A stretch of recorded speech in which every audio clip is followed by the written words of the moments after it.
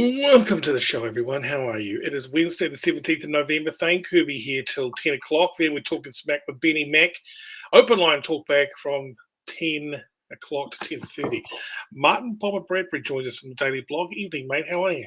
I feel that we are offering a pickup-only service this evening. I don't feel like it's the full expanded dine-in experience that people have come to know and love. Yes. Here on the No, it's not. It hasn't got all the frills and it doesn't. Nothing by candlelight. No background music. No.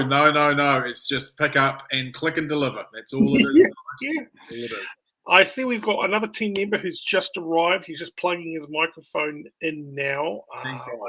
Let's bring him on. I wasn't on last night's show. Again, it was a bit click and collect, but he can tell us all about it. Please welcome Mack, everyone.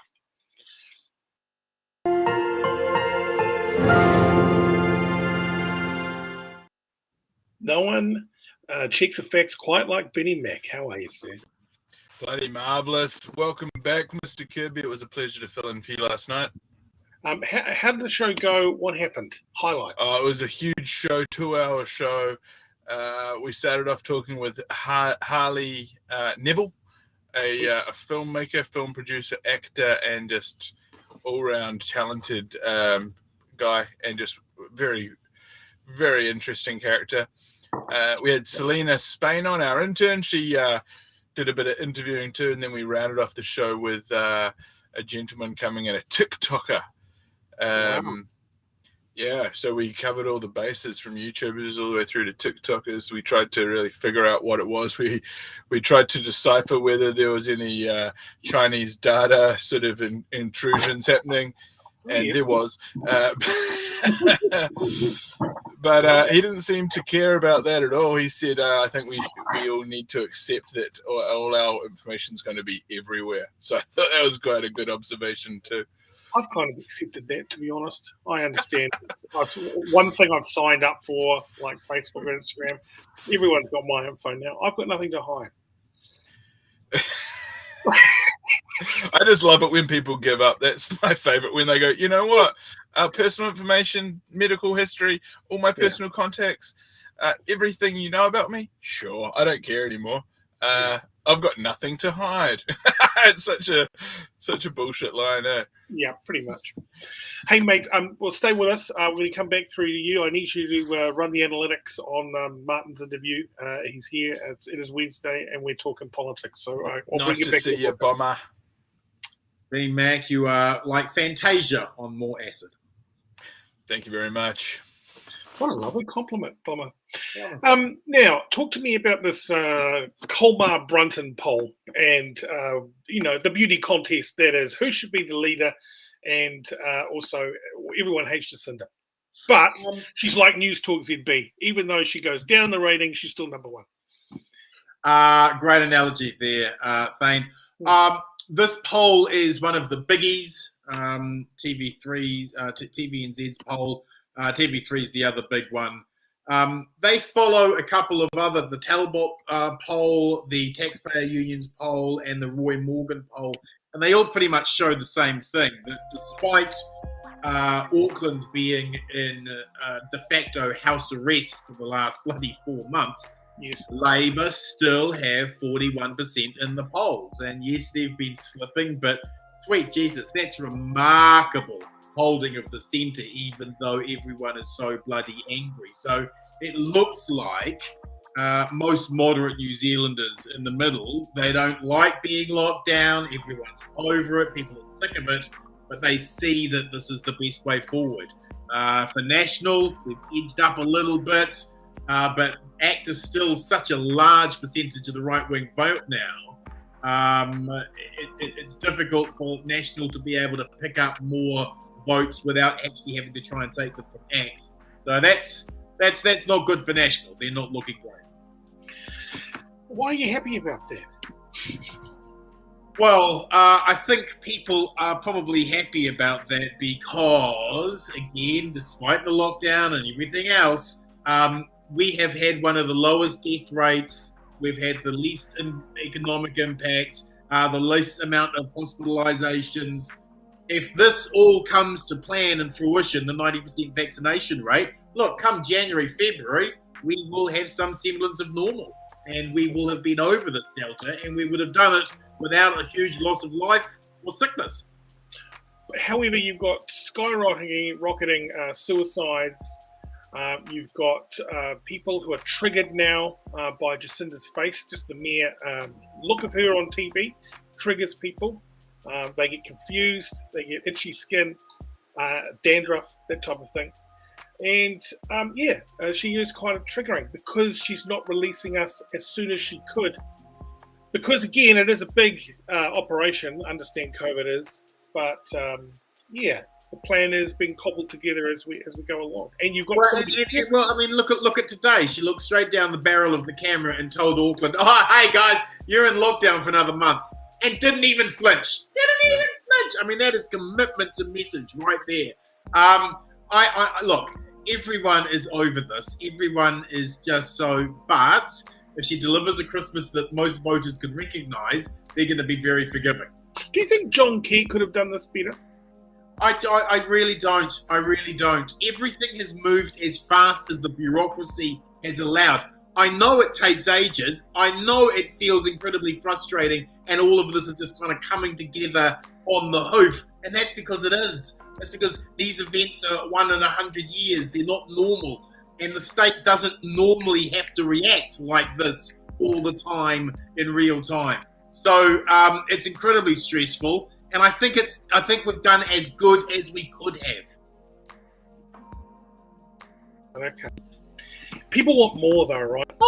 People are angry and frightened because these are not normal times. We've been in de facto house arrest, for Christ's sakes. People are going proper. And I think that thousands of people protesting. The farmers are up in the Three Waters is about to explode everywhere. Have you heard about the groundswell? It's happening. They're going to be disrupting traffic, the farmers throughout the country. And I think that what we are seeing and where we're going to go now for 2022, if we're looking forward to the next year, it's going to be a year of bloody hate. The animosity between the unvaxxed and the vaccinated is going to be just through the roof. The vaccinated will feel, screw you, I've been locked down, my liberty has been detained because you guys won't get vaccinated. Whereas the unvaccinated, the anti-vaccinated, they will feel continually persecuted and they will feel angry. They will dig their heels in. I think that we are in danger of a radicalization. That's going to happen in our political spectrum. We're not used to this. This is going to be really, really full on, and it's going to terrify the bloody middle. And I would not be surprised if there is not some attempt at political violence by some loner in the next 12 months. I heard that even by the end of next year. Within 12 months. I think it's going to be incredibly difficult for the security services to keep up with the amount of threats coming Jacinda's way in particular. Jacinda, so Rob says Jacinda isn't giving us freedom. She is restoring freedoms that we ceded to the government in the face of a deadly pandemic. Thank you. Yep. Hayden Brown goes on to say the New Zealand Herald is not helping. Jen McGrath replying to Dylan Calder, can you prove that Jacinda hasn't? Anyone in the know of the pharma industry knows exactly the incentives and payoffs that are involved. You've got to be honest though, Bomber, Jacinda has taken a hit, right? I mean, you think she would resign before she was rolled?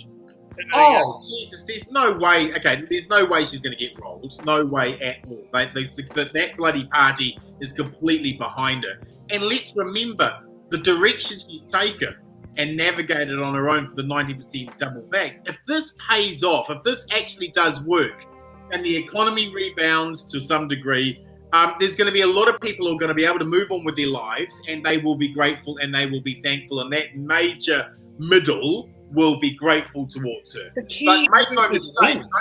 make no mistake, these have been difficult bloody times, and the radicalisation that's happening is just making the polarisation of debate very extreme. What about the sensible things that our good friend, David Seymour, David Seymour is saying some pretty good stuff, and he's got a lot of support. There is a groundswell around him. People do want a Freedom Day December 1st. seems like he's the DJ at the wedding, the first to play Michael Jackson. He is getting people on the dance floor, and they're loving what he's playing. It's going to be an interesting dynamic what's happening here with ACT. He is directly flirting with the anti-vaxxers. None of the other political parties are, because for the 90% who have been double vaxxed, these people on the fringes, the QAnons, the Christians, Jesus is my vaccine squad, they're toxic to the rest of the body politic. And so ACT might flirt with them and say, come on over here, we won't make mandatory vaccinations, we'll represent you, we'll work with you. What he's allowing into the party are people who are so outside the fringe and so desperate that he may find his existing members kind of back off and might suddenly go back to national. Because if your waka is suddenly flooded with absolute lunatics, people who think that this is all part of a shadowy cabal, that the vaccine has been released and so that a one world government from the UN can emerge. People like that, it's difficult to find a tent broad enough to keep them all in. Stephen Gallagher said, would Seymour actually do anything different, though, if the blowtorch was on him? Really? And this is the thing. His big push, and the push that National have been going on, are these spit tests. They say, they're very quick and they give results. They do, but sometimes the results are a bit dodgy, right? They're not actually all that accurate. So you can't be pushing a spit test, which you say, that'll make things quicker. Well, if they're not all that accurate, right? If they allow a lot of sick people to go through, that's no solution, is it? No, but we're allowing sick people to go through anyway. I mean, the unknown cases, unlinked cases out there, it's out there now, right? It's all for one for all, especially as we approach the holidays. When Auckland just decide to move and then kind of like get randomly tested through the checkpoints, how are they going to make that work? I don't know. People are just going to do what they want to do, and some ain't going to stop shit. I think that there are real difficulties in the bureaucracy of all of this. The passport vaccines, I mean, the bloody site crashed many times. A lot of people don't have passports or driver's licenses, but they've been vaccinated. Are they going to be able to get the paperwork in time to be able to leave Auckland? And does the rest of the country want Auckland coming, right? A lot of people will know that COVID's coming on that. So we can expect a new wave to hit around at the end of January, right? We can expect a new wave to then hit into the schools at the end of March. And then we might get another wave. So there's there's still a lot to go through. Do you understand if we do hit bombs, if we do hit another wave, and it's a big one, and it gets up to the thousands, and we've got to do stuff, like we've got to do a lockdown. Are we back in the lockdown, or are we going to red light and then with everything closed? Do you know how that works? If we have to be... Yeah. I think that the reality, and the government will say, we will never go into lockdown again. We will never do that. That is not what we've had. They can still come and dance as much as they like. If we get a situation where it's suddenly run amok and it's in a community and the bloody death toll is going through the roof and people are incredibly sick and you've got a major event on your hand, of course we will go back into lockdown. That's the only thing that cuts the oxygen off to this, right? So we can say, we'll never go back, but some communities just don't bother to get vaccinated. They still don't believe that it's a problem, yada, yada, yada. If it gets into those communities, this thing does one thing really, really well. It finds unvaccinated people and makes them really sick.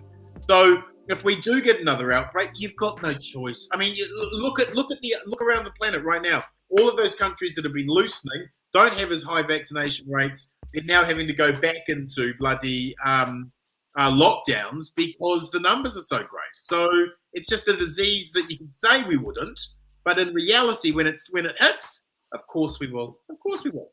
Yeah. Let's get back to the messages here. Big Logie, I hope we redo lockdowns. They work with people when people abide it. However, the economy cannot handle it. Absolutely, they can't. Right. Plus, try and get resurgence now. You're going to need, they've made the hoops harder to jump through. So That's, they want to keep their money now. They don't want to give it away. That's Jen right. McGrath. So much results are dodgy, but when it comes to vaccines reactions and weird cover-ups with that's totally legit, right, Dr. Bradbury? All of the talk of cover-ups and deaths cover-ups and da-da-da, it's just nonsense. It isn't true. It just isn't true. Yes, some people, a very small, 1 out of every 100,000, they're going to have an adverse reaction. Some of those adverse reactions are going to cause death. That's understood. But you've got a 1 in 3 chance of catching it and passing it on. I mean, there's, you've got far more chance of catching it and getting sick than you have of having an adverse reaction. The idea that somehow there is all of these people dying and it's being covered up, it just couldn't happen. It really couldn't happen in this day and age. If there honestly was some research or some evidence that this vaccine was incredibly dangerous and we were going to die or whatever, it would come out. The media system is too large, and that story would be the biggest story of the year. I mean, I agree. Barry Soper would be smashing Jacinda down like he does every day in his press conferences. Mike Hosking would be leading with it. I mean, if it honestly existed, it would be out there. Plus, also, I reckon in my heart of hearts, New Zealanders just can't keep a secret. They love gossiping. We're too small a country. If it really was, if it was happening, it would be uncovered so quickly. So, can I tell you also, Bomber? I think there's a pandemic in New Zealand where people don't like to be alone in the car. When they jump in the car and they're going to drive anywhere for 20 minutes or more, they're always on the phone to their friends, gossiping, just to get them to their destination. And in that time, loose lips, they're telling all. They're an open book. Yeah, so I don't believe for 1 second any of that is happening.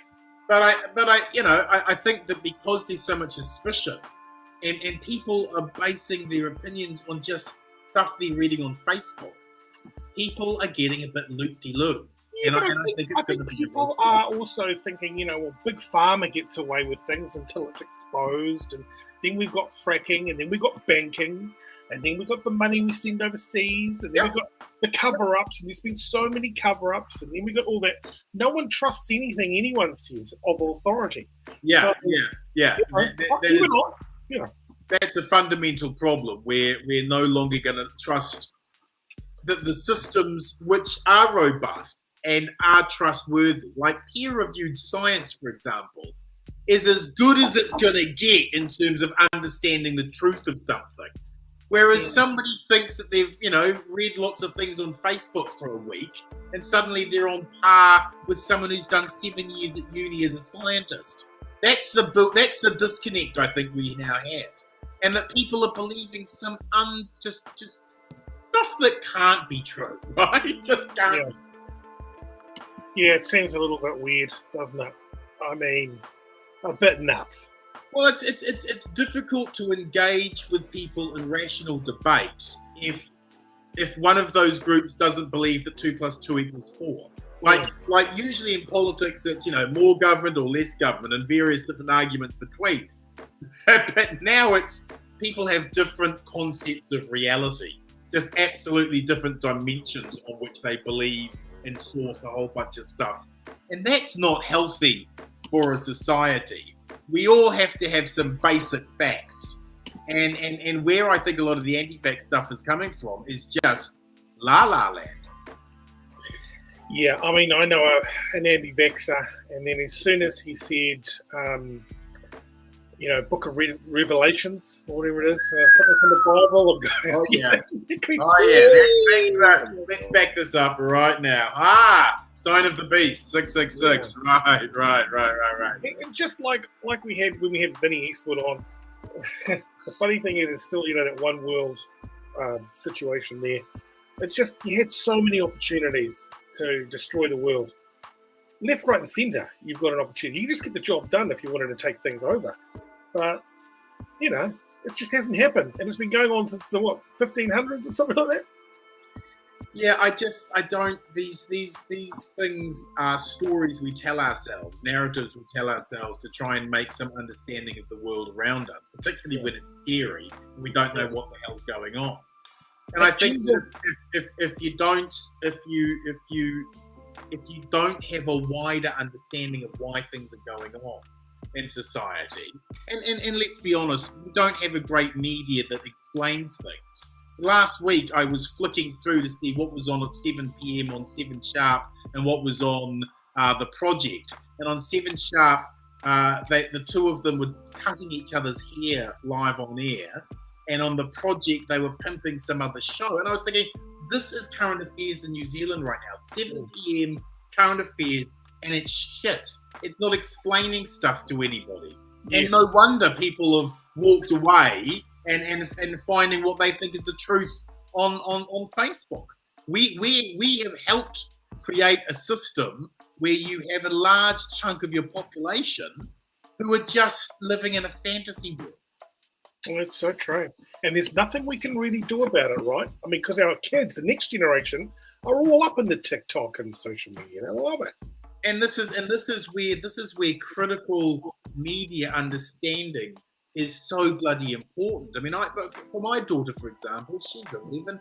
She loves social media. We have a very open relationship about talking about things that she sees. We talk about the content. Why was it that, why did it, you didn't like that, or what was going on here?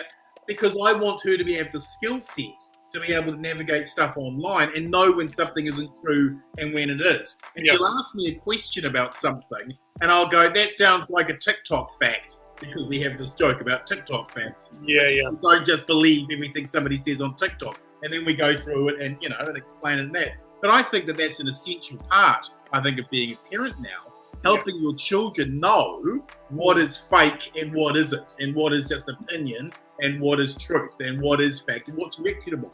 That critical thinking is more important than ever. Because if they're going to be sourcing, if the next generation is simply going to be sourcing things online, if their inability to be able to tell what's true and what's not, what is an understood and accepted history, what isn't, what is contested, what's not, if they don't have that skill set, they will get manipulated and end up thinking that 5G technology is creating a special virus. Oh yeah, most definitely. Yeah. I heard something on national radio the other day when this woman said her kids are asking constantly, can I download this app? Can I download this app? And she's saying you can download any app as long as you can write me one paragraph of how they monetize the app. How did they make money out of you downloading this app? Yeah. And so the kids kind of go, oh, my privacy, upselling me on more credits to buy more houses, Roblox. Has that hit your family yet? I mean, it's like... Yeah. All of that stuff. And if we're not teaching it to our kids, no one else is, So I think it's giving them the nuance and the insight to be able to see stuff online and evaluate it for themselves. Is that true or isn't it? And how can I check if that's true? Because if they don't have that skill set, we are raising citizens who are going to be easily manipulated muppets. Okay. Hey, can you tell me about, just quickly, Winston Peters didn't poll anywhere, yet he's doing a pretty good job of hiring somebody to do a social media. Like he's up to play with what's going on. I guess that's what's going on there. But do you think he was 3% in the poll, and that bodes very well. That bodes really, really well for Winston. If he's polling 3% 2 years out from an election, that means he is definitely within striking range of getting over 5%. I wouldn't rule him out at all. Really? I think that you're going to have a lot of radicalization over the next 12 months. I think Winston will be a guiding voice. I think he will step up as a statesman and actually call for calm, call for the New Zealand to gather together. I mean, I think he'll be that voice of reason. You don't think he's too old? You think, you come to a point where you kind of got to go, you can sit this one out, mate. Give this guy a knighthood already. Somerset is calling. You know, he is so... Uncle Winston hungers for it. He hungers for it.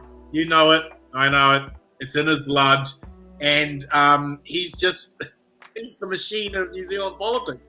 I think he'll definitely run if he doesn't, God forbid, something strike him down. But he will be running, and I think that he'll give it a fair whack. Okay. Tell me, who's the guy? What was the guy that was recently in the news this week? He's got to pay his former press secretary. Like 400. Yeah. What is that guy a weirdo or what's going on there? Can you explain that situation to me? I testified in the original court case. Wow. In that case, what happened? And it was just this terrible situation where you had these political operatives using dirty politics to white ant Colin Craig and his party. They set him up to destroy him. He lashed back angrily at all of them, including the press secretary. They'd already made an agreement to keep some things private and they'd settled some issues. He breached that. And I think that he became so obsessed with clearing his name. And he felt that he had been so wronged by the dirty politics crew. And he was so close to getting into Parliament. Let's not forget, 4.3%, right? Yeah. He was so everything he'd ever wanted, and then his relationship is exploded. He's this terrible, person. He gets all of this junk and garbage thrown at him, and he takes a defamation case. Jordan Williams takes one against him. It's all in court. All of these things are being said. It just got messier, and messier, and harder, and more painful. And finally, it's all been put out of its misery, and it's all pretty pitiful and sad. How did he make all his money? I mean, he's got 400. He had a little bit of funding behind him. He did real estate on the North Shore. Oh wow! Yeah, so had a bit of coin. Yeah. I was going to say to you also, there was that, and there was something else that was wrecking my brain politically today. We didn't have anyone die, did we? No, we didn't have anyone interesting die. Mike Moore's dead. Oh, it'll come back to me. But anyways, for me, that guy, Colin Craig, he didn't look quite right by the end, and you can see the weight he lost, the depression. Someone said he did mortgages, and he has lost a lot. I mean, reputation shot now. He's never coming back, right? It's like Artax dying in the never-ending story. The horse, and how sad it is, and how everyone's like, no, and it was like that scene, but just more graphic and painful for everyone. Yeah. Hey, how much does Jacinda use like private polling and research? I think. I mean, they would get monthly. The Talkback report would be their polling, their internal polling. That happens every month, so they've got a fair idea of how they're tracking. Right, and how much? Because everyone's saying this week, particularly, that Director General of Health, Dr. Ashley Bloomfield, is like the most powerful man in the building right now, because he's got a lot of shot. Which is the way it should be when you have a national health emergency, right? You ask the top doctor in the country to step forward and advise the nation on the best way forward. So yeah, he is, but that's to be expected. That's what happens during a pandemic. Yeah, but also it's a nice situation where they put him in a little tower over here, and if it all does go, pear-shaped, he's always going to be the last man standing on that tower, right? Obviously. Well, yeah. I mean, you've got to protect politically. You've got to protect your queen. He gives the advice to the Prime Minister based on the best scientific medical knowledge and standards that we have. So his advice is to be followed, and they negotiate it. But it's obviously the Prime Minister's final call at the end of it. Okay. What are your thoughts on primary schools going back? Oh, this is such a scary. It's difficult, right? On the one hand, the need for children to get back and interact with each other. There are real social issues going on. Some kids have lost all connection with their schools. Some kids having to go out and work because that's the way they're going to bring money in for the family. So the need to get them back is important, and it also, of course, allows parents to get back to work. On the other side of it, a lot of them are going to be unvaccinated. We know that COVID can spread through children, not as quickly, and it doesn't have the same impact. But it's going to be of concern, right? People are going to be nervous and a little bit scared, and that's going to exist, I think, throughout the summer. Everyone thinks that Aucklanders are going to do as much as they can to get out of the city, and I think some will. Don't get me wrong, but I think a lot of people are just going to stay home this one. Yeah, we've got our liberty back, but everyone knows that this sickness is now going to be out there everywhere. I think people are going to want to stay close to home. I don't see people rushing. I see a wave, and then that's it. I could tell you something, Bombs. And sorry, Benny, we're going to bring you in a split second. I just got one last question. I know for a fact there are unvaccinated children. There are in high schools. There are unvaccinated children hanging out with vaccinated over 12s. Yeah. And, the first day back, everyone's hugging. They miss their friends so much. Yeah. And we've had like Barradine. There's a small outbreak there, and it's all starting to. I don't know. It just seems like it's about to blow. I know, and this is of a concern, right? This I think is going to be. This is going to be the Achilles heel of the policy. If children start getting sick in large numbers, people will blame the government. And that will hurt. That will hurt. Absolutely. At this time, if you just joined us, Bomber Bradbury from the Daily Blog with his weekly chat about politics. And also I'd like to bring in Benny Mack, fact finder. How are you, mate? I'm doing good. We've been running algorithms throughout the show. Okay. You guys have covered a lot of bases. I've got a bit of a list here. Should I start working through it? Now, some people have been triggered by Ardern. Yes, there are supply chain shortages. Don't panic buy. Some people have been developing eczema, and so just be careful. There is a limited supply on calamine lotion at the moment. And as far as people being smart and being able to discern information and disinformation, we need to be careful. The kids don't know the difference between what's real and what's fake.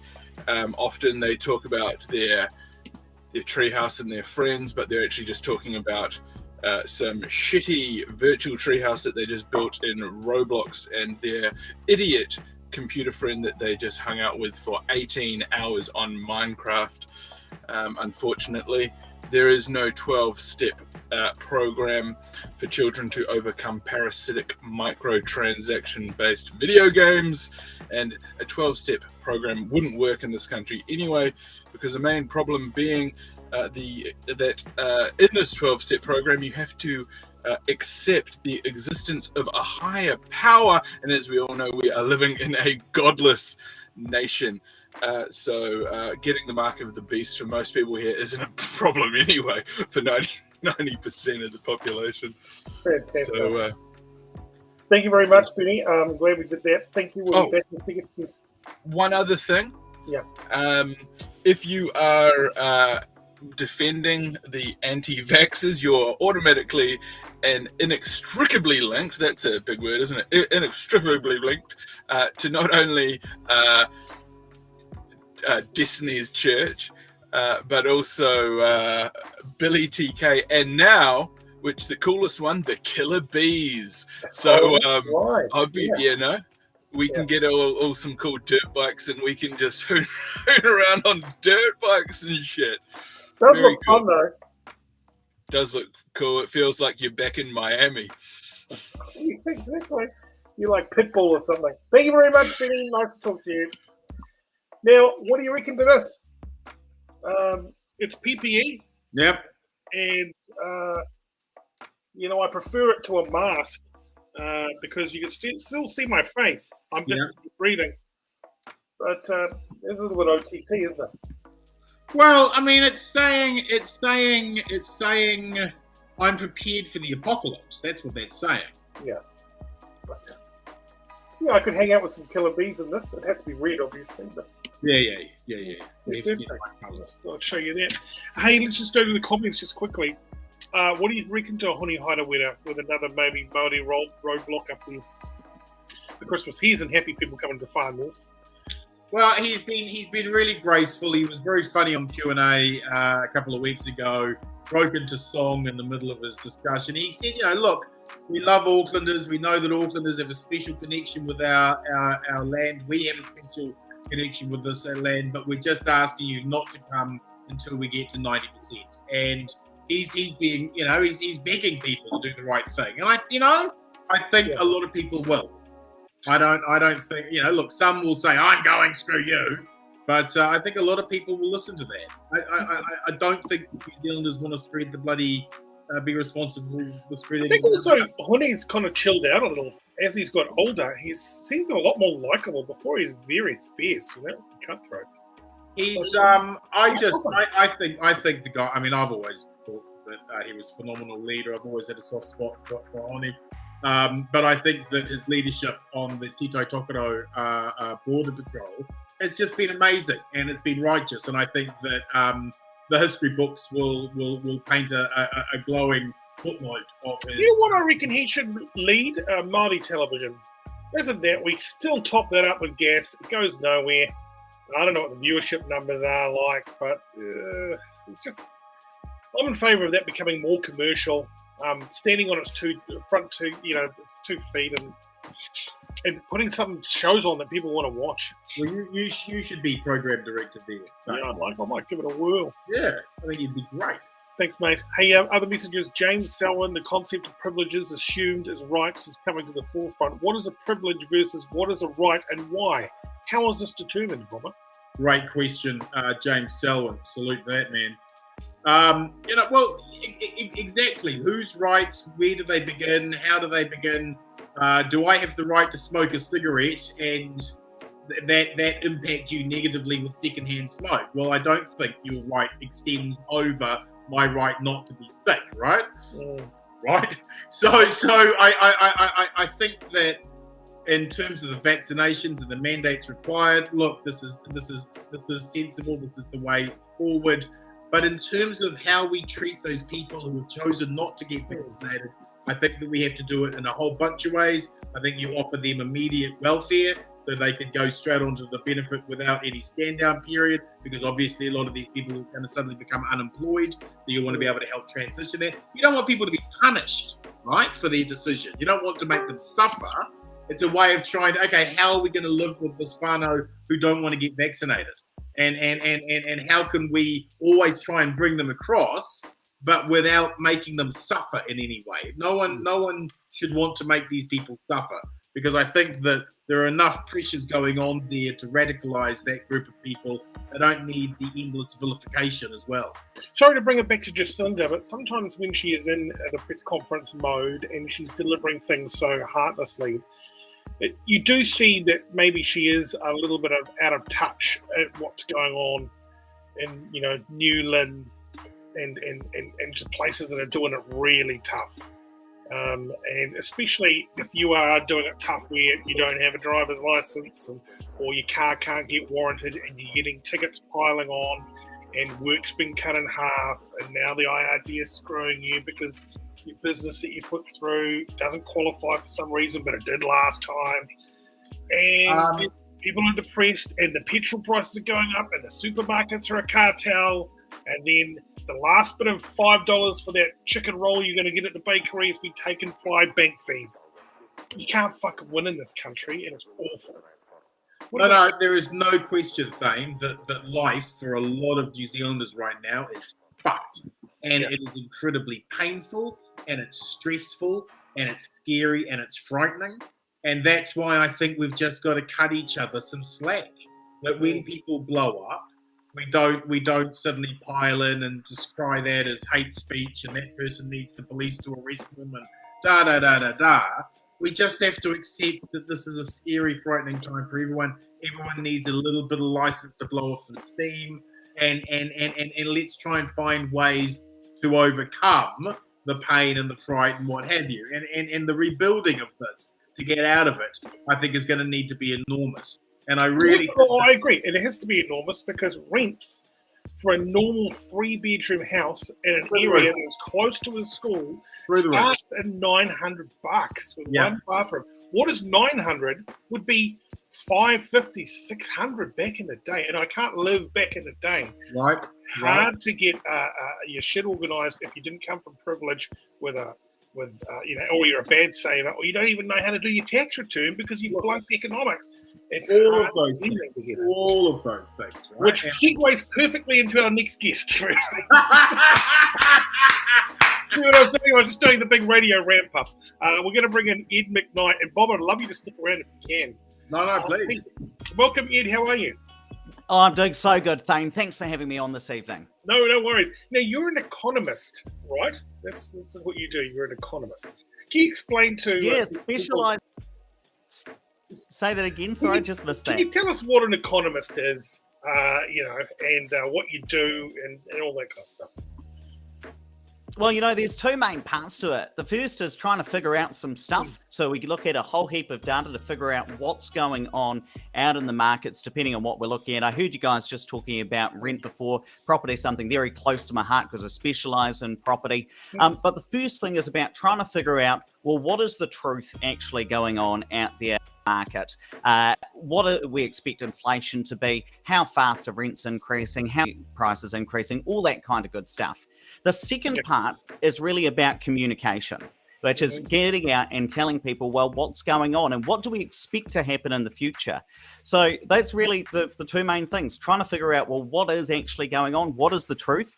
And second thing, just trying to get it out to people so that they're able to make good decisions in whatever they happen to do, whether it's business or property or investing, so that they're able to make some good decisions and do whatever they want to do. You're a weather forecaster for money.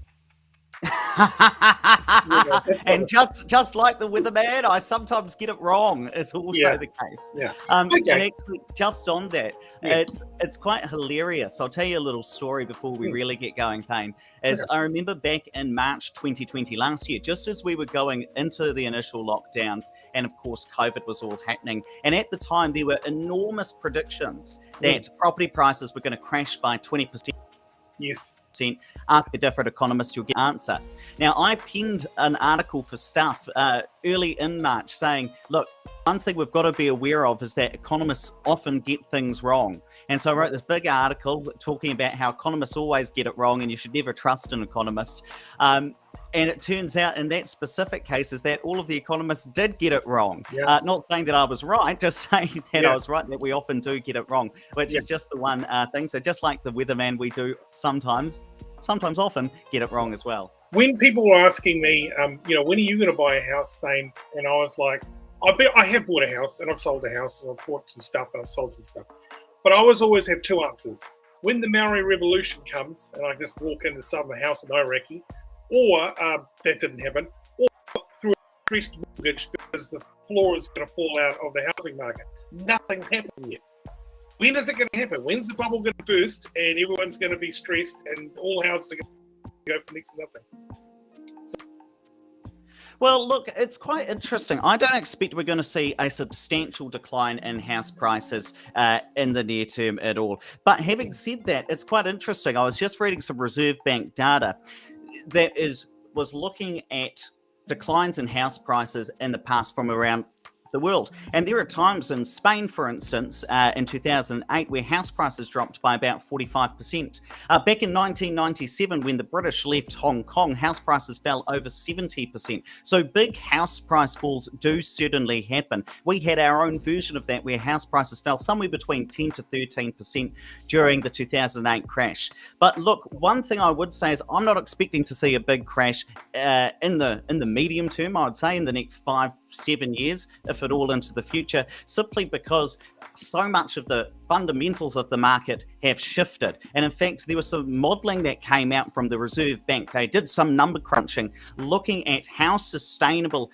are house prices right now. Now, from their models, and there are a couple of ways they looked at it, it looked like the market was currently overvalued somewhere between 5 to 7%. So even if you think if we had a realignment of house prices with their fundamental value as modelled by the Reserve Bank, would only be talking about a 5 to 7% decrease. So it's not like we're expecting to see a wholesale crash, house prices declining by 50%. And actually, one of the things I'll tell you, Thane, which is keeping the housing market up, is in fact the regulation that is slowing the market down. And what I mean by that is over the last couple of decades, we have seen tightening of banks' lending restrictions. So banks aren't lending out the same amount of money that they used to.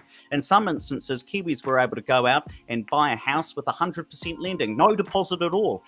In fact, one of my colleagues, Andrew, he started buying houses 19 years ago, and he walked in, was able to buy one with 5% deposit. You can't do that anymore because bank lending has tightened up. Reserve banking restrictions have come in, trying to make sure that households, families, have enough money to be able to support their mortgages. Well, the tighter that you hold lending, it means that there is less to fall because households are so resilient. We've been tested at higher interest rates. Our income and our spending has been scrutinised. So when people are getting lending now, they really can afford it, even if the market starts to turn. And what that means is that it's less likely that we're going to see a whole heap of mortgagee sales, even if we saw unemployment increase from where we currently see it today. So the very regulation which is slowing down the housing market actually means that the see are more or less here. Gotcha. We're going to get to our comments in a couple of seconds, but so the government is its own worst enemy. It's trying to help people, but by helping people, it's made the banks put their interest rates up, impossible to lend any money. What about the new builds and stuff? Is that working? We got more new builds? A couple I'm all about the new builds, actually. And it's interesting, you talked before about a 3-bedroom house that might cost $900 to rent. I'm really happy. I've just purchased a new build, 3-bedroom down in Mangere Bridge, and that's expecting to rent for something like $650, $670. And it's only, I'm very happy to say, about a 6-minute walk from the local Mangere Bridge school. So I'm hoping that a really nice family are going to move in there when that actually does get built. And I can imagine somebody walking down the road with their kids, what about modern architecture? If you drive through Flatbush, you've got all these little shit boxes that are just very, 2-story. You're that close away from your neighbour. They give you one of those pull-out lines and a strip of grass. And then you go overseas and you see this beautiful architecture and houses done tastefully and stylishly. What developers? Is that just them being greedy, just using the cheapest, most plasticky, profit-grabbing kind of materials and making us live in these dog kennels? I wouldn't say it's necessarily them trying to cheap out, but I do think that there's a bit of a failure in terms of developers' design standards. One developer who I'm really big on, who operates down in the Christchurch market, is a company called Brooksfield Living. And what they specifically do are weatherboard houses, and they call them heritage houses. And if you were to Google it now, anybody sitting at home as well, you'd find that they try and design them to look like kind of old British houses. Intensified, don't get me wrong, because you've got to intensify houses in order to bring the cost down and also to make it profitable in order to build these houses from the developer's standpoint. But the interesting thing is that it doesn't cost that much more to give it a different design flair. Now, one thing that I think that you're cottoning onto is that in order to contain costs, what a lot of developers will do is they will standardize the design of their properties. And that's where you start to get these developments that all look the same because they're rolling out the same floor plans again and again and again, and then they'll use the same builders. The idea behind that is then it's very easy to scale up because you're just building the same thing again and again and again. And so that's kind of the decision that they're making. That's not the specific one I was thinking, but that actually is quite a nice look at that specific house. Yeah. Okay, what do you think about the popular notion that we should cut back all golf courses to 9 holes and start building houses for poor people? Well, do you know what? I've actually got a bit of for that, because I know for a fact down from where I live, there's the Remuera Golf Club, and it's an enormous big section. It's council land. And the thing about that is when you value it on Auckland Council's balance sheet, my understanding is they value it based on current use. But actually, if they were to redevelop that, the value of that land would be so much higher. I've actually got a lot of sympathy for that, because I think that's where, do we need that many golf courses around Auckland, or do we need houses for people to live in? I think there really is an argument for saying, actually, we don't need that many golf courses. We could have some consolidation between them, revalue that land. Our council up here in Auckland is heavily debt laden. If we could get some of that money out and then pay down some debt or invest in infrastructure, I think that'd be a good thing. Politically unpopular, and of course I don't care because I don't play golf, but I do think that it seems a bit of a waste that right in the middle of Remuera/Stonefields, you've got this enormous 18-hole golf course. And what for the few people who play golf? I think it would be better to redevelop that into housing, as a personal opinion. It's great to have you on the show, and it's always a wonderful thing to chat to Economist. I'd like your thoughts on the following. Do you think Orr is going to use his bazooka in terms of a sudden jump in interest rates to try and stem what we're seeing with inflation? Now, our bank and the Fed say that the current spike is just a supply issue jam. But with China having a no virus policy and keeping those ports shut, doesn't it suggest that those supply chain issues aren't going to get solved very quickly, and that spiking inflation is going to be here to stay, and that all will have no option but to jump interest rates, let's say 2%?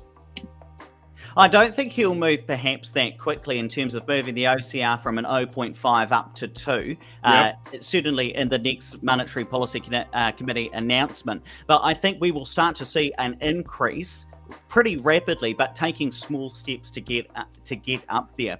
I do think that he's got a point. Would that be enough to convince the market, though? I mean, doesn't he have to make a dramatic move? Well, it just depends on what the inflation expectations from their surveys come out and suggest what they want it to be. So I don't know what the next inflation survey is going to come out and suggest what bankers and business people expect inflation to be. I think the current level that we're at, the 4.9%, I don't think we're going to see that again, because a lot of that has come down to oil price spikes as well. Remember, only 12 months ago, the price of oil hit $. In fact, the oil companies were having to pay people in order to store it. And so we're starting to see inflation come back and rising oil prices and some of the supply chain issues which you identified. So I do think we'll see inflation come back a bit. I think he'll start to step it up slowly as opposed to ramping it up to 2% within the next year. So I think we'll start to see it over the next 2 years. You would advise anyone who's looking to get a house or take out a mortgage, you would advise them to very much keep an eye on that inflation rate. And if it does bubble over, then that's going to be a clear sign that Orr is going to be pushing those interest rates higher, right?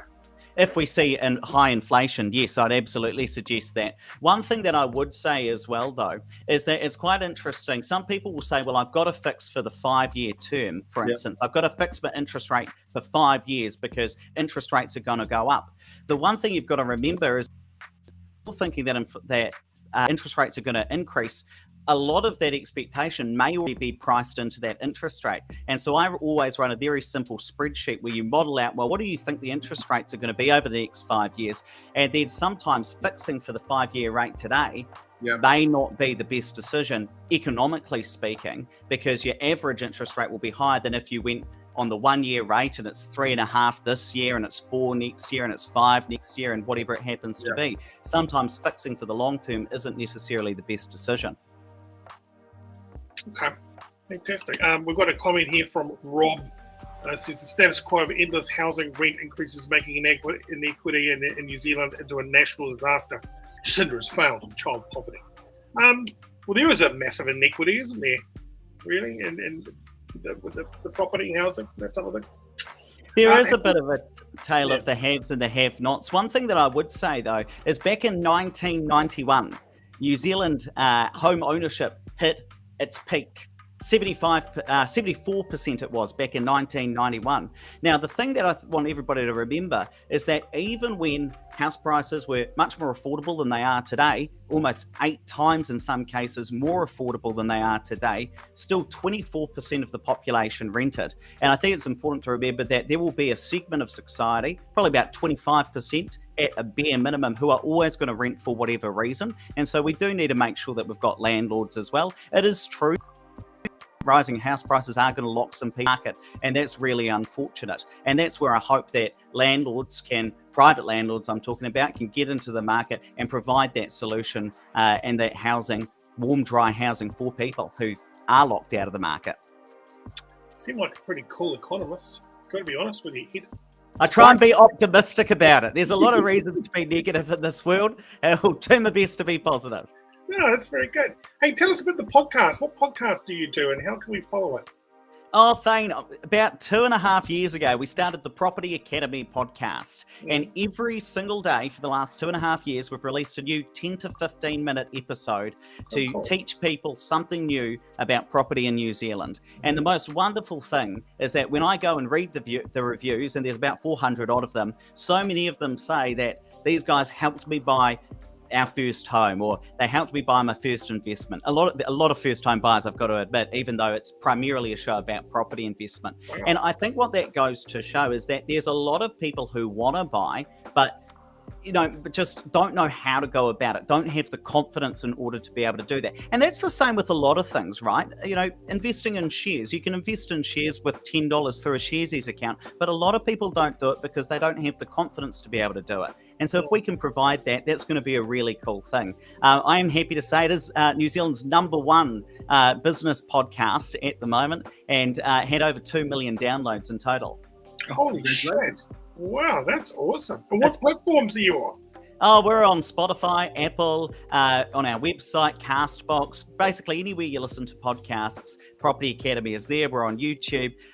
It's pretty cool. And it's just wonderful to have that feedback again where people are saying, actually, you've made a tangible difference. And we've just been jibber-jabbering into some microphones for the last 2.5 years. And it's just wonderful that people actually listen and then actually do something with it. Because, of course, if you don't do something with your knowledge, you're never going to get anywhere. You've got to actually do something. God, just listening to your voice makes me want to do something. This is great. You're very motivating. It's really good. Here it is on screen, everybody. The Property Academy podcast. They're in cartoon form up there. Who's the bloke on the right? Oh, that's my business partner, Andrew Nicol. He's a very, very good property investor. Provides a lot of housing for some Kiwis, and he's just wonderful. And one other thing, since we're talking about media, a couple of other things that we've done that are quite interesting is we've started buying up a couple of magazines as well. So one thing we just did last week is we bought New Zealand Property Investor magazine. Again, trying to get really good information out there to people who want to learn about property and find a way. And I think that's really cool. I think it's a wonderful thing. Would you get your real estate license? So you're even more closer? Do you think because I think you'd make a wonderful real estate agent. It's not really my thing, if I'm honest, in terms of that. I mean, it'd be lovely to help individual people find those first homes, but that's not really my jam. My jam's all about the data and trying to reach as many people as possible through the media side, through the podcast, those kinds of things, and encouraging people that way. And then we've got a team of real estate agents in our business who do help people in that way. That's not really my calling, if I'm really honest. Fair enough. Okay. Hey, another question. Why hasn't rent to own flown in this country? I thought rent to own would be very good. Is that a viable solution? Well, I think that a lot of the reason why rent to own historically hasn't worked is sometimes people get caught badly in the contracts and can get negative press. So what often happens with rent to own is maybe the rent would be $500 on the open market, and then you might pay $650 to rent this place and pay down some of the principal from the current owner of it. The unfortunate thing is if you get to the end of, say, a 5-year period where you then have the opportunity to purchase that home, the issue there is that if you decide not to do it, then you've lost that extra $150 a week that you've been putting away paying down the principal. So there are some things that if you've got bad actors, and I'm talking about bad developers or bad people offering those products, then people can get stung from that. And of course, then you've got to pay a higher than market rate for that rent. So I can understand why people wouldn't necessarily go for it. Look, I'll tell you something which I probably shouldn't, but just between you, me, and everybody else on here, Thane, one thing that's we've been looking at is, well, how could we maybe have a solution for that in our business? And, you know, one of the things we've been looking at is potentially purchasing a whole heap of properties, renting them out at the current, you know, the current market rent, not the higher rent, in order to get some the additional cost of the property off the tenant, but then saying, look, we'll allow you the opportunity to buy it in 5 or 10 years, and then putting a financial advisor with them to create the plan for how to build up that deposit over time. Because I think what's going to be important, and I think this is the important thing, is that people need personalised advice. Yes. And if you can give it to them as part of that, then perhaps that would be a good thing. So that's one of the things we are considering doing to try and help that. Like a personal trainer for, you know, for buying property and stuff. This is good. I love this. This is a fair one. This is great. When are you going to do this? Is this going to happen? You're talking about it now. You've got people. We're talking about it. We've got people interested to help try and fund this. If we can make it work, we'd be really happy to do that. But, you know, one other thing that I'll tell you about, Thane, that is just really amazing, and is we've started a business called Opus First Home. And what this does is it's kind of that personal coach for a first home buyer. So somebody actually working with them to put that plan in place to take action. So it's kind of like a reverse real estate agent, or what we call a buyer's agent, because they're on the side of the buyer trying to help them find the home, rather than starting with the home and saying, where can I find a buyer for it?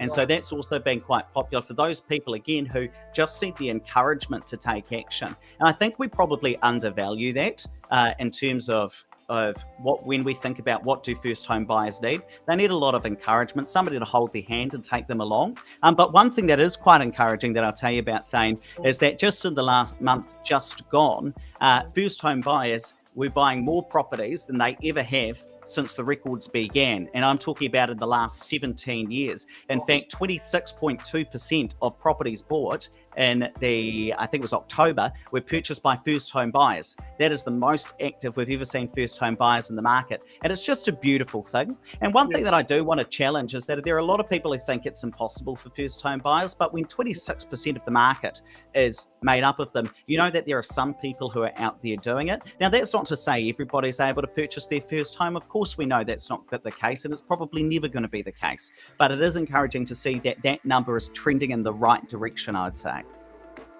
Hey, just with your KiwiSaver, everyone's put, like, you know, I'm with Milford and I'm in an aggressive fund.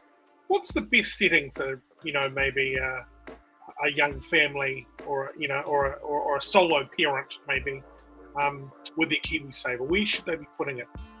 Oh, well, it definitely depends on what their plans are, but I will give you a solid answer. So if you're the sort of person who, maybe you're a couple, you're thinking, I'm going to buy my first home in 2 or 3 years, say, for example, that's when generally the right thing to do might be to put that into a moderate fund, you know, something that's a little less aggressive. The reason being that an aggressive fund, it'll do really well over the long term, generally speaking, but it'll go up and down. So one thing that people freaked out about during the start of COVID is we all saw our KiwiSavers dropped if we were in one of those more aggressive funds. Now, for anybody who's just about to buy their first home, that would have been really scary because they need that money in there. So that's where it's generally better to go down the risk spectrum, because while you might not get the same level of returns, of course, you're going to have that more stability. Now, if you're a single parent and you already own your own home, or you think that maybe that's not going to be your path, that's where you might go more aggressive, because if you're investing for 10, 15 years, then you're going to generally do better over the longer term. So if you need your KiwiSaver kind of in the next couple of years, in the next couple of months, definitely go down that risk spectrum. If you're saying, don't need it for another 15, 20, for me, it's going to be another 35 years plus, bang that in aggressive for me, because I know I'm willing to accept that volatility in order to get those higher returns. Who's doing good out there? I mean, I listened to Hosking in the morning, and you're just smashed with KiwiSaver funds ads. Who takes your fancy? Who would you recommend? Who's a good one? Who am I with? You know, this is terrible. I'm with ASB and I've never touched it since I initially set it up. Look, one of the things I'm getting quite excited about are some of the lower fee providers. So the likes of, I know Juno, KiwiSaver's out there. I know that Simplicity's out there. And they take a less active approach into managing the funds and so charge much lower fees. Now, over the long term, there have been quite a few studies that suggest that you'll tend to do better in those because they leave the money alone and there's low fees because they don't actively manage it. They just track the market. So those are the ones that I'm pretty excited about. I should probably switch over to one of them myself. But I think anywhere where you can just leave it alone, I think is probably going to do better rather than trying to move it around year to year following whoever the best provider was. I mean, one thing that you'll know as well, Thane, listening to the likes of Mike Hosky and hearing all of those ads, they're all number one on some. Yes. I saw an ad for MILFund on some index. Kiwi Bank's number one on something else. Juno's number one. I mean, it's so hard to decipher because they're all number one by some various ranking. But I think you've got to find one that works for you. Just pick it and stick with it, I think, is generally the best thing. I was talking to CB Woodhouse the other day. We've got to wrap this up very shortly. And Ed, I'd love to have you back. I think you're a great guest. And if you could chip in with a couple more answers to my weird questions at another time, that'll be amazing if that's possible. But he hasn't said yes. He just nodded his head, everybody. It was a yes. It was a yes. Oh, okay, great. Yeah. Well, you know, your podcast's doing amazing things now. Sheesh. What was I going to say to you? Are banks corrupt? Because we were saying, look, hey, you know, you can get a banking license for $30 million. When I was talking to CB, and he said, you know, when you're taking out a loan, it just basically creates a whole lot of zeros. It then transfers it over, then you pay your fees, and then you zero down the loan, and it's gone. They're left with the money, the real money, and then they pocket it and run away and send it back to Australia.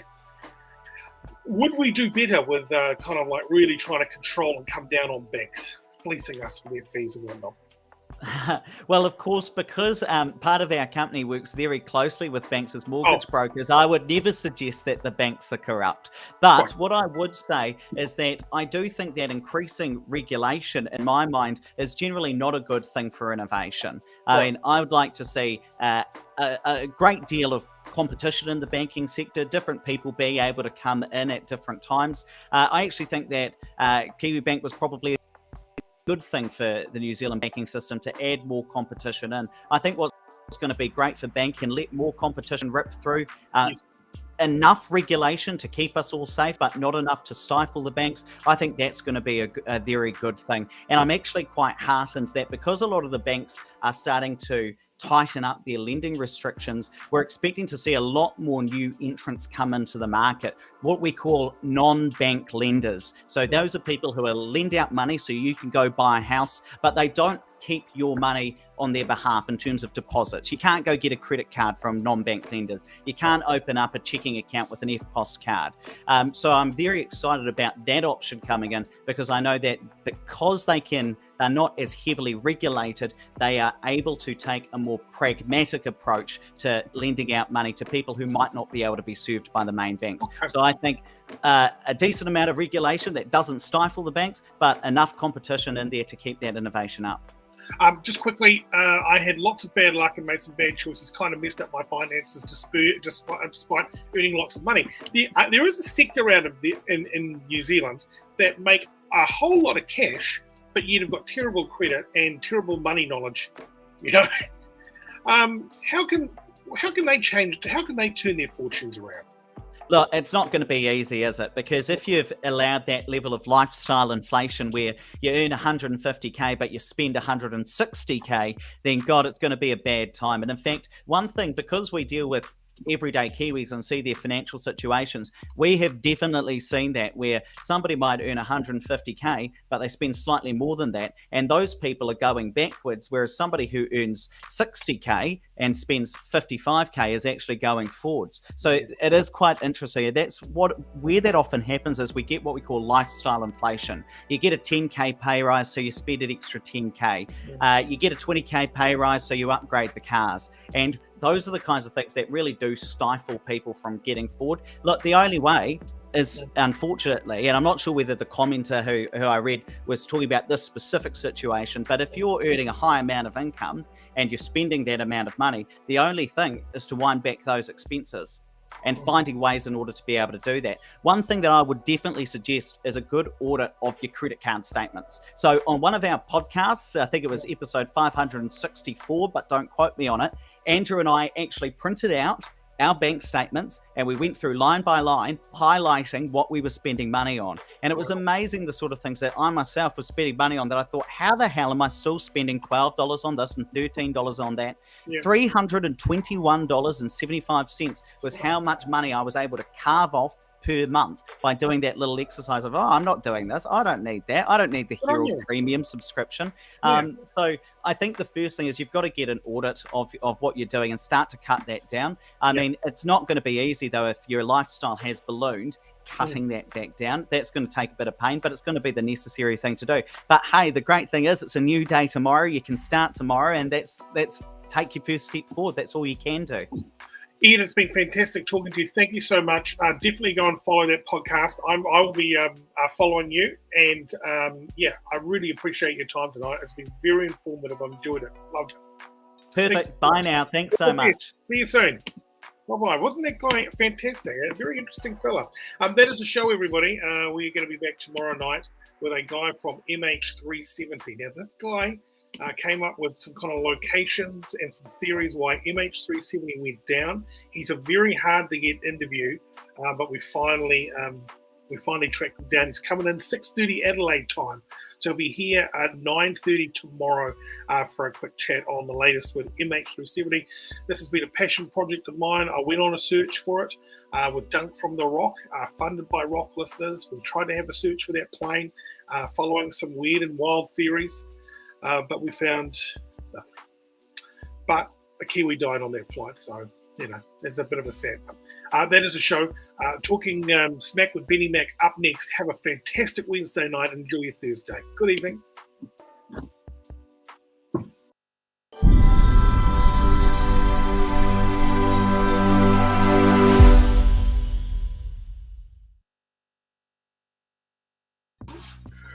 Well, boom, boom, boom. Welcome across. My name is Benny Mack. Thank you very much to Thane Kirby from his show. We are bringing you a whole new show. This is where you get the opportunity to call in live. This is Talking Smack.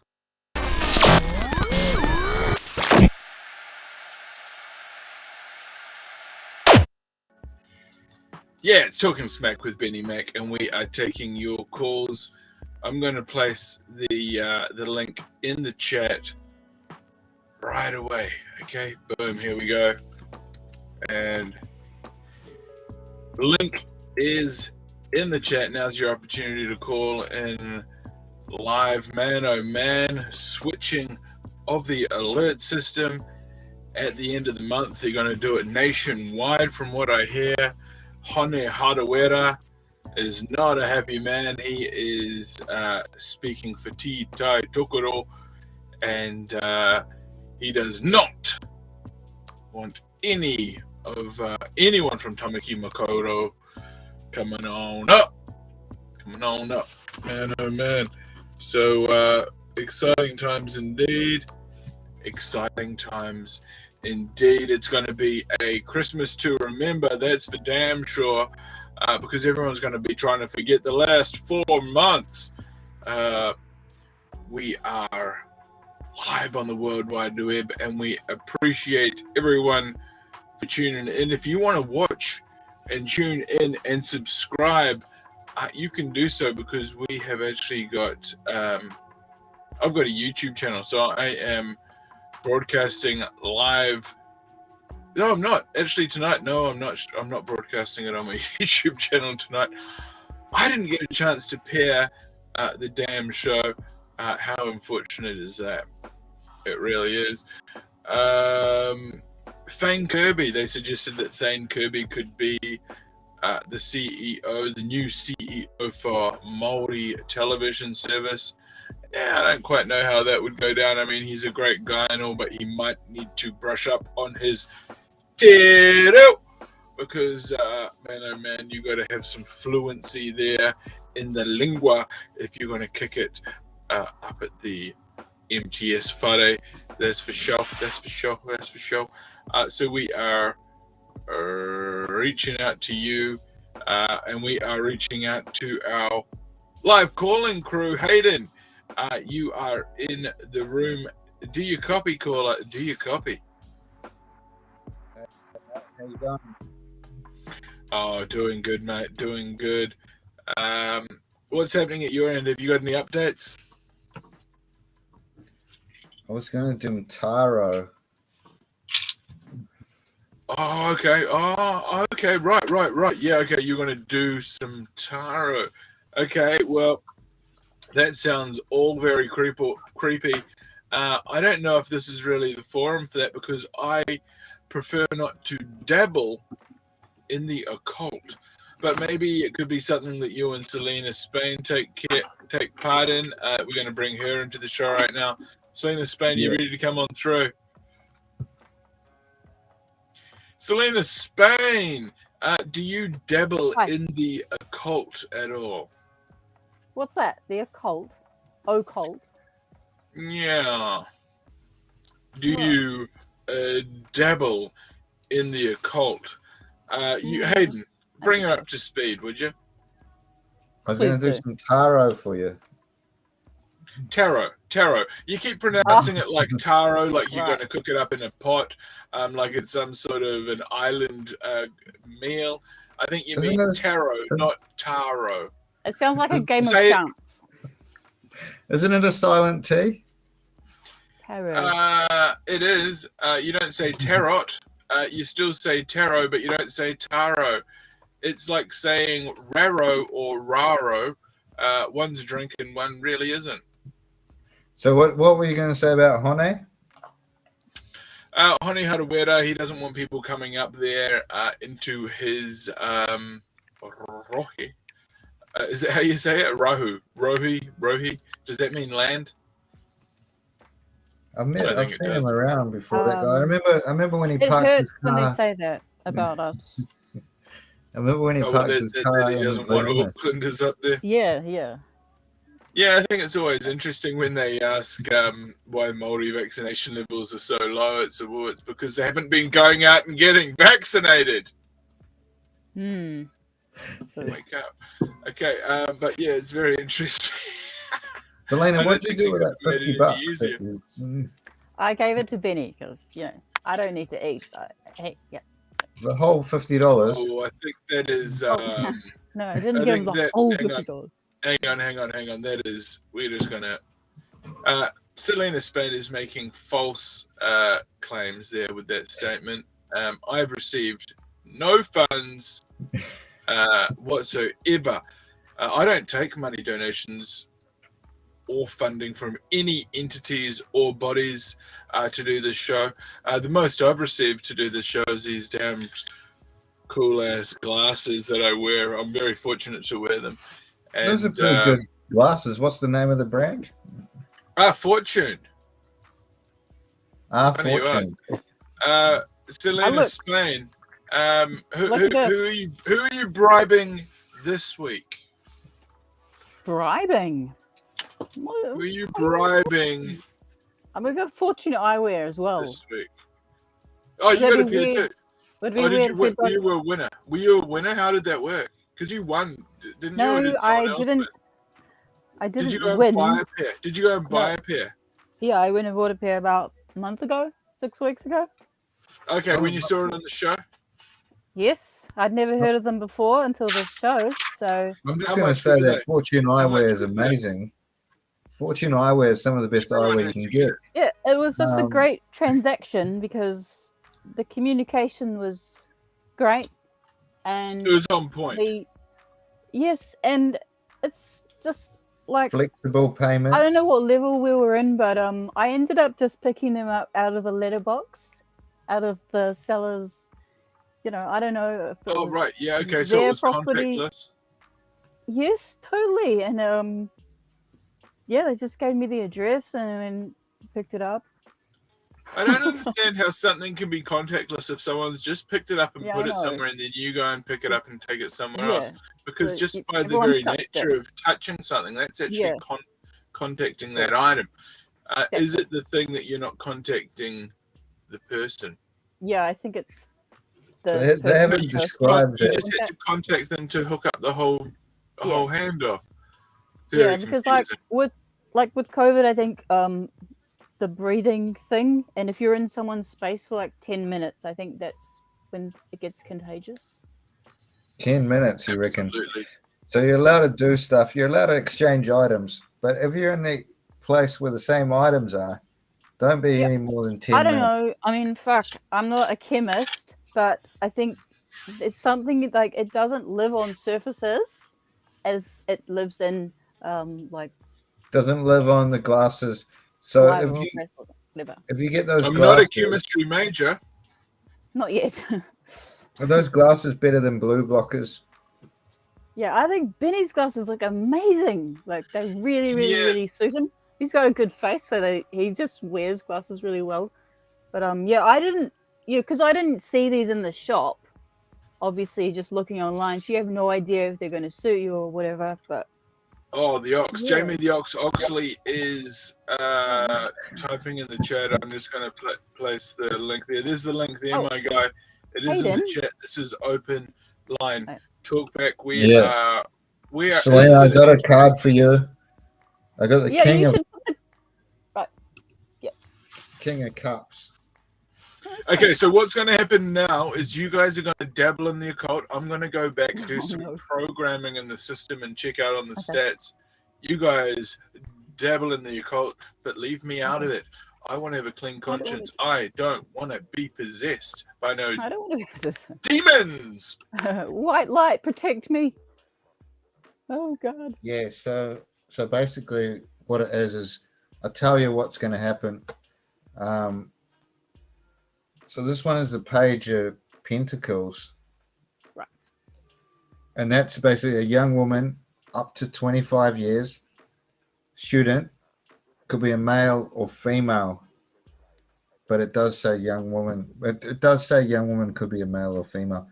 So what I think about that is basically what is going on in the news today, gender fluidity.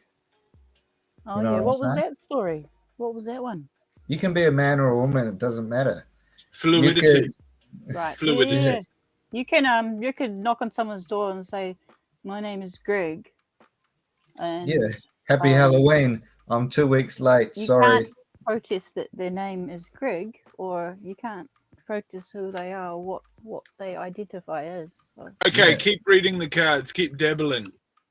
So, well, basically, I've got to go on to that one a little bit more because that reminds me of the Olympics.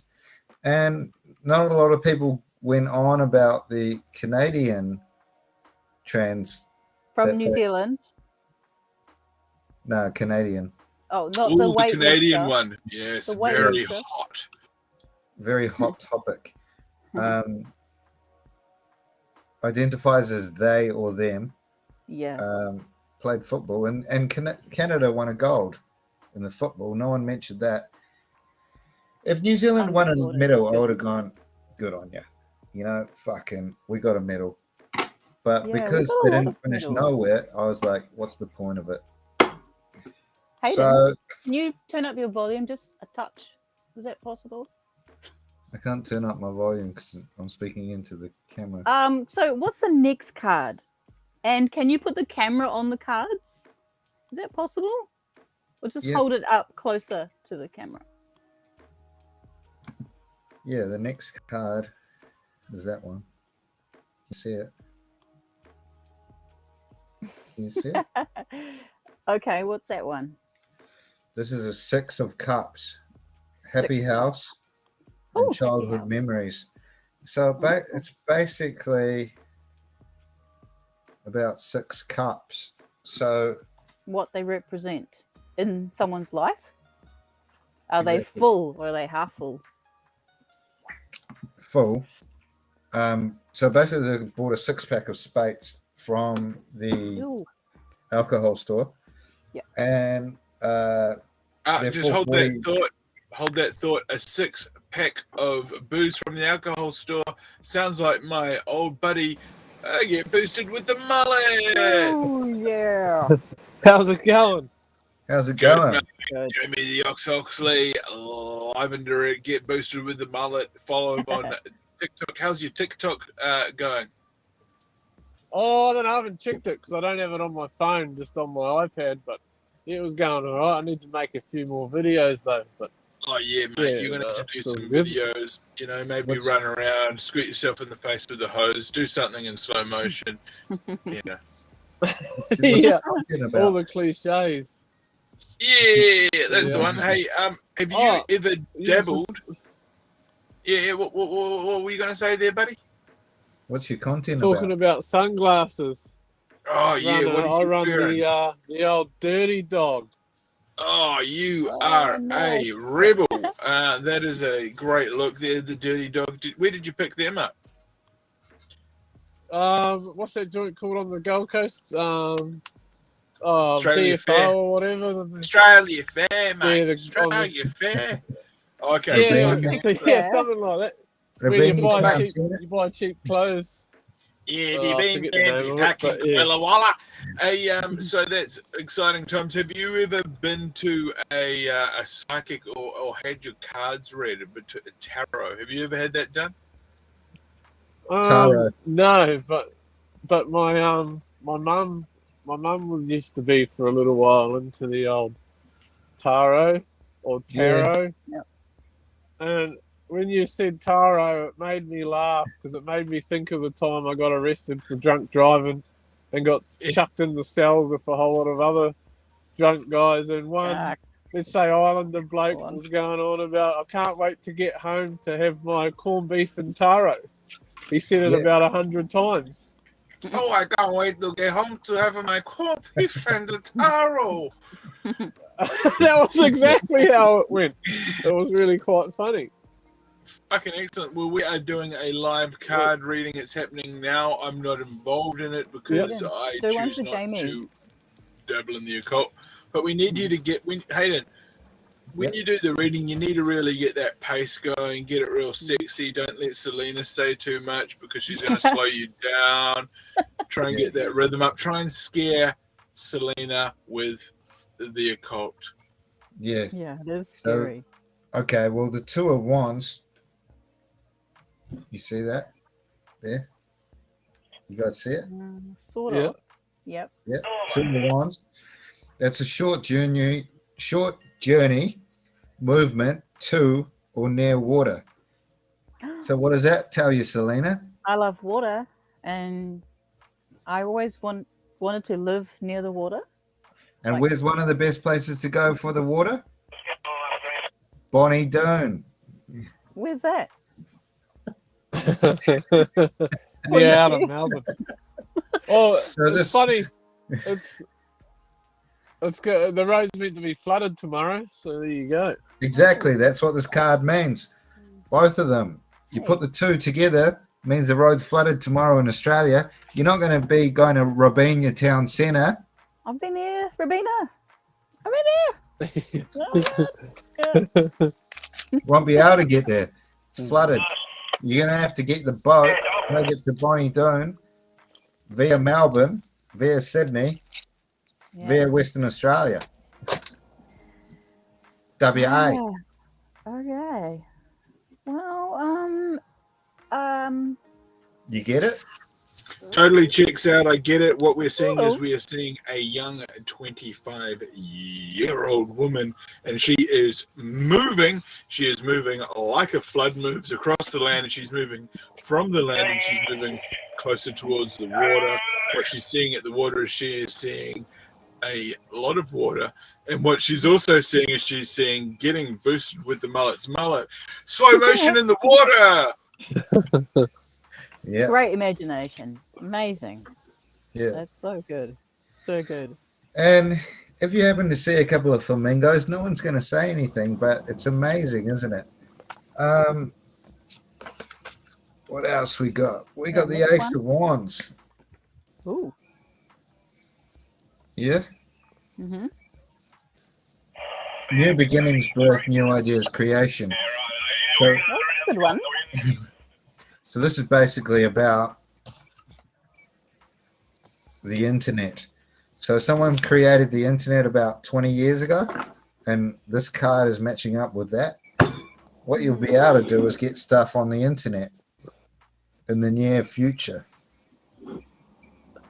That's a fucking Okay. great idea. We should do that. We should sell items on the line. It could take off. Yeah. Items.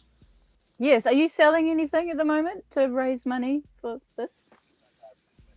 Yeah, I've got that. This is not the marketplace segment. This is the occult Or- dabbling segment. Okay. We're Put going that to cooler refocus. coochie away. Justice. This is Justice. our boss just saying, Justice. "Fuck up and focus." Legal situation or document police. Finding out the truth in the matter affecting the balance. So basically, this is all about fishing, isn't it?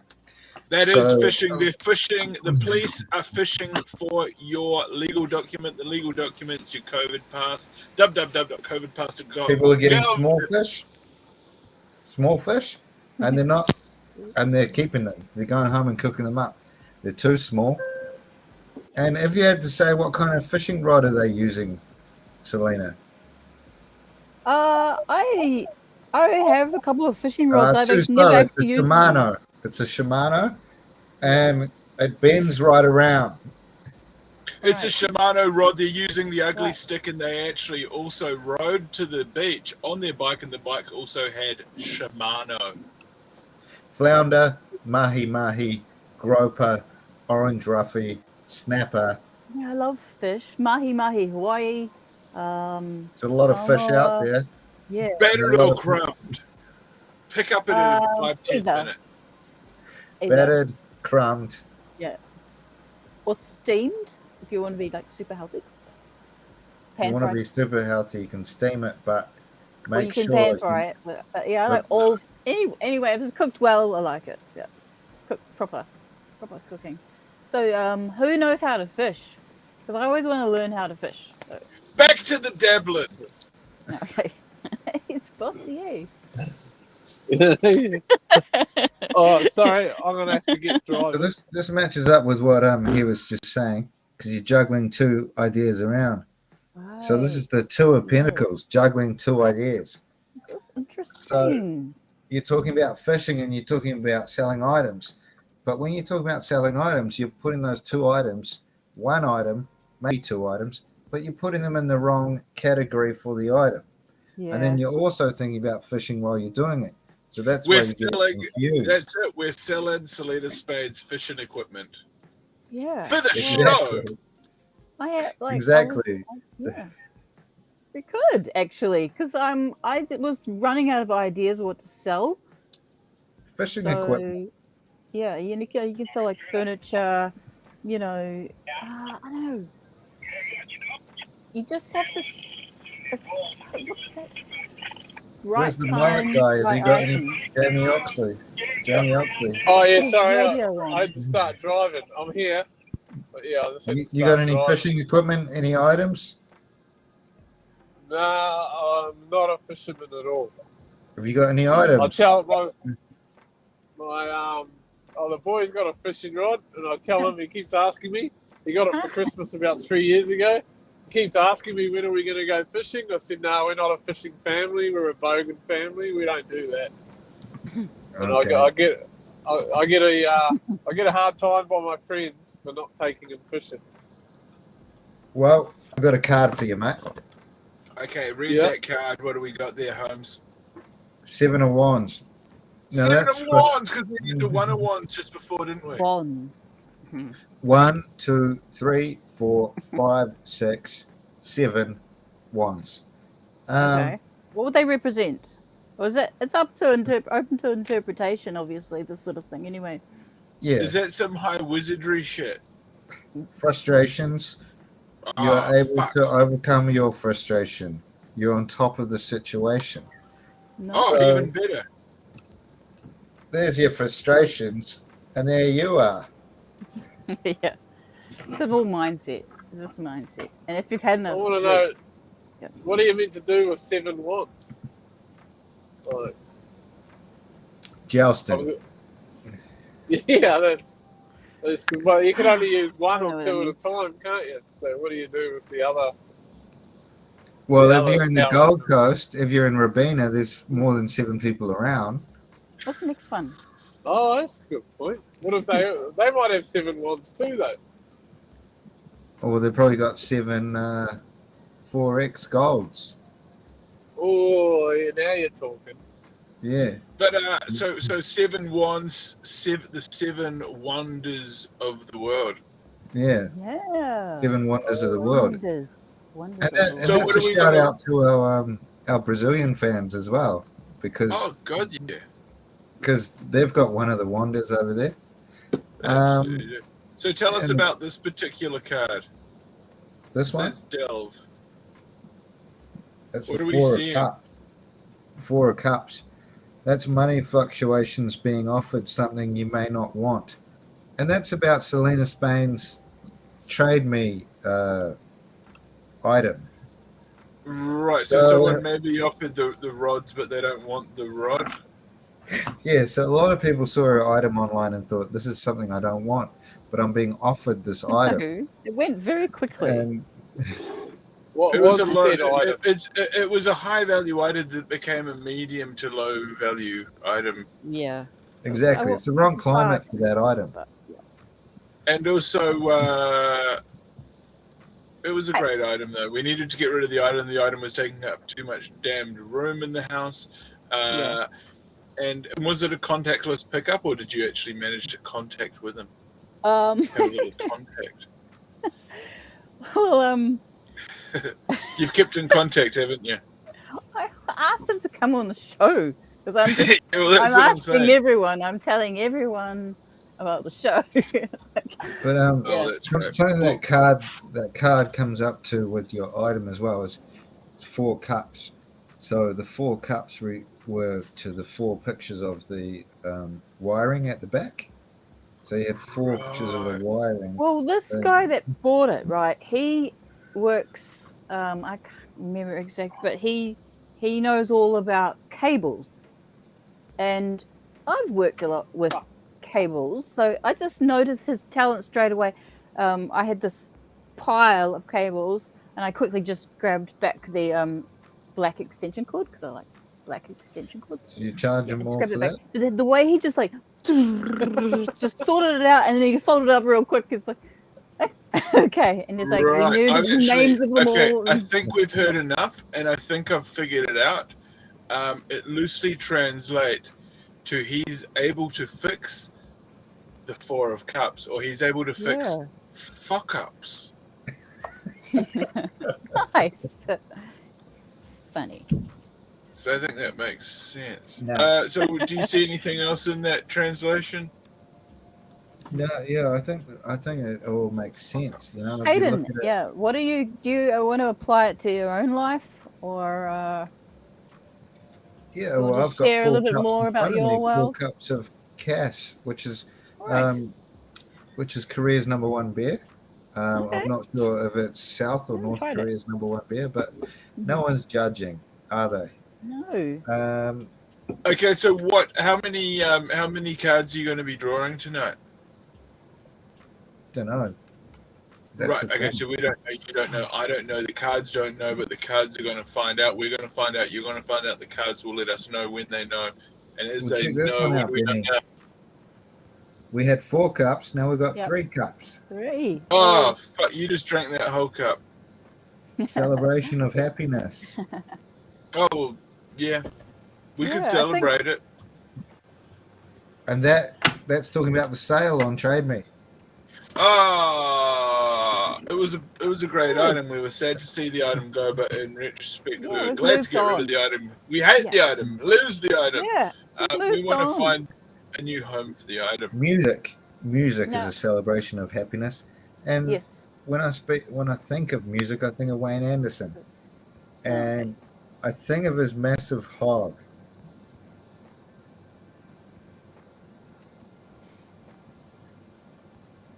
You have evidence? I mean, what are you talking You ever about? seen a picture of him in a pair of white pants? Yeah, but why do people always judge him by what he's wearing? Like, come on. Okay, so I think what you're touching on there is you're touching on the 3 cups card. Of course, women's breasts are measured in cup sizes, and Wayne Anderson's hog is 3 cups. Yeah. Wayne Anderson's hog is measured in cup sizes. He wears a And- man bra. And the cups are pint cups from the Manurewa RSA. So that's 560 something mils of liquid. Times that by 3. That's right. liquid capacity of Wayne Anderson's hog. And if you're a female, you're getting that on a Wednesday night in KFC in Manurewa on the 2nd floor of the KFC. Okay, let's keep moving on. We're going to keep moving on because this is really going to drop our viewership. Let's. Is there anything else that you want to read into this tarot card? I think we'll leave it at that for today because you don't want to do too many, do you? Oh no, you just really run the risk of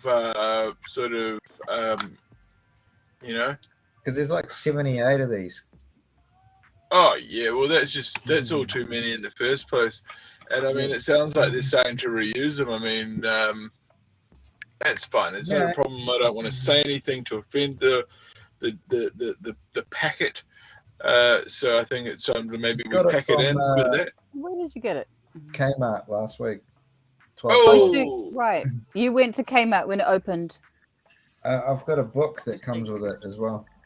Oh, I did not know that Kmart sold occult items.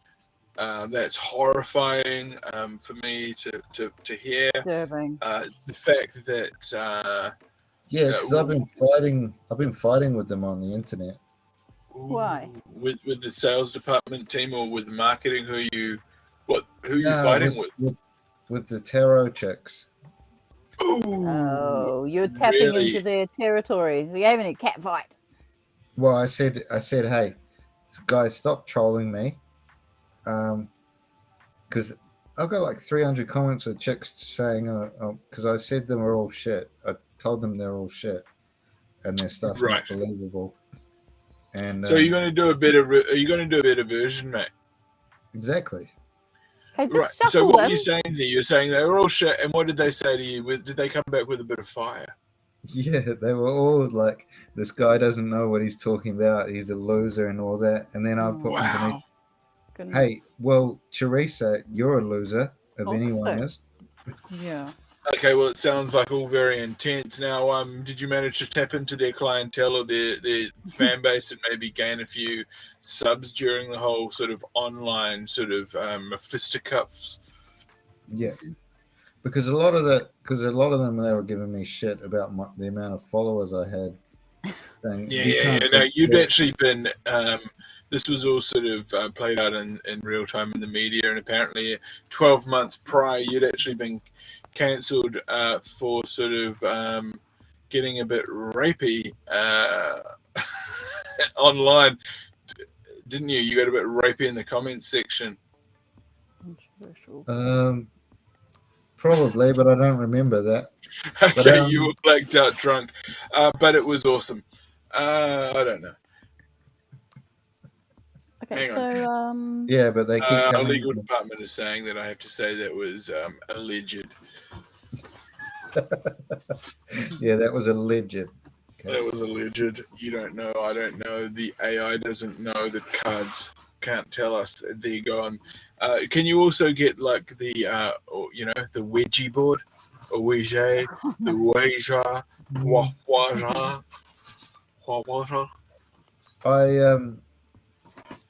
I see how these guys, because I was going to do a piss take of these people just to make it a just to take the piss out of them, because that's what I did with my last one. yeah. I'd be careful with that, mate. I would be very careful with that, because that could. I mean, imagine if the 4 wands really affected you in the realest way. You know, I mean, you don't really want They to probably have like voodoo dolls, so be careful. finagle with the crypt. You know, this is Yeah. mystique. Well, I the place that I used to live in Brisbane, I actually had a fucking ghost in my room. Wow. Oh, I'm out of here, man. I'm out of here with that voodoo hoodoo. I could tell you the I'm story. multitasking. Sorry. Business. What are you doing? You're selling the fishing rods? Are you listing the fishing equipment Well, and the speedboat? lately- List the speedboat. Put them on as a single item. Have you got cans of tuna that you're going to list on? Yeah, Facebook? put them in I'm bait. being Put very- bait in there. Fresh fish. Yeah. Frozen mullet. Yeah, like I can't remember where the fishing rod came from, but I had it at the Bonito. office for a while and it was still in the box. So, and I just had it near my desk. And I thought, well, I'm just gonna keep it there for inspiration. Do you Yeah, reckon? well, that's what we want. We want new items that are already boxed. They sell better at market. Go right ahead, Hayden. We are listening to you, guy. Well, do you reckon like because you know how supermarkets the only ones open now, Correct. and everything's kind of getting harder and harder to buy. Right. Do you reckon you start piling up on cans? Hmm. Well, you know, cans have only got a limited shelf life. I mean, people say that they'll last 40 years. Incorrect. Of course, as we all know, there are photophthalates right there in the inner layer of the can, and then within about 12 to 18 months, this becomes highly toxic, and if this is ingested, it can lead to kidney implosion. You'll literally shit blood for a week solid, and then you'll compress into a stinky heap and die.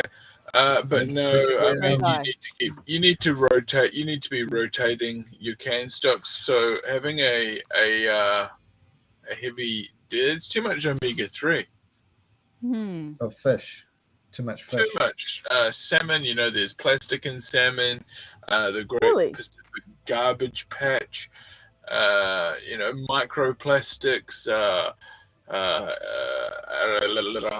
It's not looking good. Benny, what's your favorite food? I like deep fried microplastics. I like orca. I'm a big fan of orca. no. I like what is it again? Shocking. Deep fried Harambe steaks with a side of what was that? Australian bushfire koala. They're a bit too chewy. It's like one question. And Very this guy chewy. just, you see where Very his brain chewy. goes? The chlamydia gets stuck in your teeth. Put together by Rachel Ray. Rachel Ray. Yes, I she can know. cook anything. On She a can make bed, anything work. on a Yeah. bed of flamingo milk. More like Very good. flamingus, my friend. Right there, a dozen bright pink flamingus. It's because it's very exotic. It Very is. exotic It's stuff shocking. that- It's shocking when you come around the corner and there's an animal on the street and you hit it, bang, roadkill. Oh, It's real. yeah. I got some That's cool. today. Really? You run over an animal? Flamingus. Flamingus. Hey, where's old mate Recap? Yeah, good question. I don't know. Maybe he's working. Maybe he's gone out to get some AA batteries to put in those kittens. Yeah. Well, that item, I was very interested in that item because it reminded me a lot of Russell Crowe. Gladiator. Yeah. He does look like Russell Crowe, and yeah, I mean the item reminds you of Russell Crowe too. It all happens. It makes sense. And did you see the news, mate? Oh, what was the news, bro? Tell us about this one. Mel Gibson is coming back Gibson. to do Lethal Weapon 5 and he's going to do the whole thing, Mel Gibson. Okay, Yeah. well, I heard that's incredible. Good on him. He's going to be the So- director and the actor. Oh, okay. This has Yes. already been Lethal Weapon 5. I believe we are pulling up information here on it. Yep, that has been confirmed by the Hollywood Reporter. This is a great idea. It's going to be a huge film. He's going to star in it. He will be an extraordinary star. He's a brilliant actor and filmmaker. I mean, he starred in the first 4 films. It's a brilliant buddy cop series. And he stars alongside old mate Danny Glover, you know, I mean, this is going to work out really well. He's going to step behind the camera again. He's going to do it. He's going to direct the 5th. Likely, this is going to be likely the final sequel in the action franchise, Wow. Lethal Weapon. So much Yes, momentum. it has been confirmed over the weekend during an interview in London, Gisborne. Yep. How do you Yep. do that? How do you do what you do? You tap into that pot of gold there. It's called reading. Try it sometime. I read all the time. It's called a web page. But yeah, it's going to be great. I'm already it's gonna- giving it 7.5 on the IMDb rating. This is what's happening. It's a beautifully cruel, tragic story. Last year, the former director Richard Donner, he passed. He passed last July. So Mel Gibson, or as we know, Gibson, Mel Gibson is set to direct Lethal Weapon 5.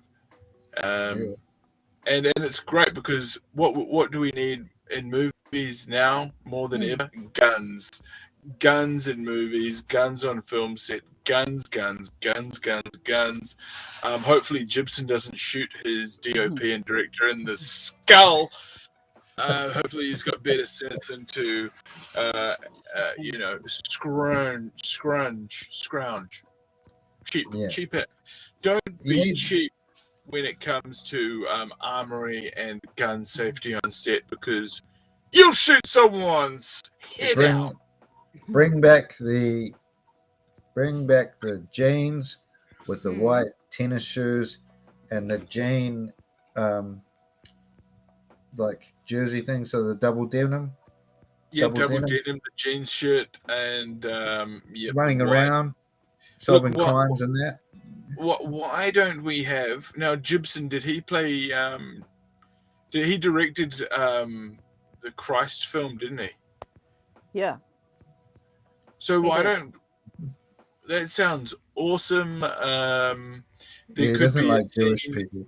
There It was should be a awesome scene to watch. set in heaven. You know, like they have all these Yeah. movies. But what about the scene set in heaven? He knows how to. He's worked with Jesus. They go way back. I'd love to see a scene set in heaven. It could be a fantasy. What could happen is Danny Glover could get hit. He could get hit with a big blast of ayahuasca. He could be visiting Joe Rogan in the scene. Joe Rogan's maybe on a private jet. What happens is, or it could be a private jumbo jet. There could be all this space. They have a fucking whole ayahuasca thing. Glover gets fucking clapped in the face with a big punch of ayahuasca straight to the fucking He could play cerebral cord. baseball. He has a full fucking psycho fucking meditative fucking transcendental translucination. His fucking Rogan. mind fucking develops on itself. He fucking shoots skyward out of the He's in a flotation tank with Joe Rogan. Exactly. He's across the table from fucking Grogan and also fucking Gibson. They're fucking transcendentaling each other. They're fucking working the toes. And halfway through, they stop it to sell vitamins. Exactly. Alpha Brain. It'll give you the Amazing. pickup. On And its Impressive. supplements. Bluetooth. Onto its supplements and CBD Lion.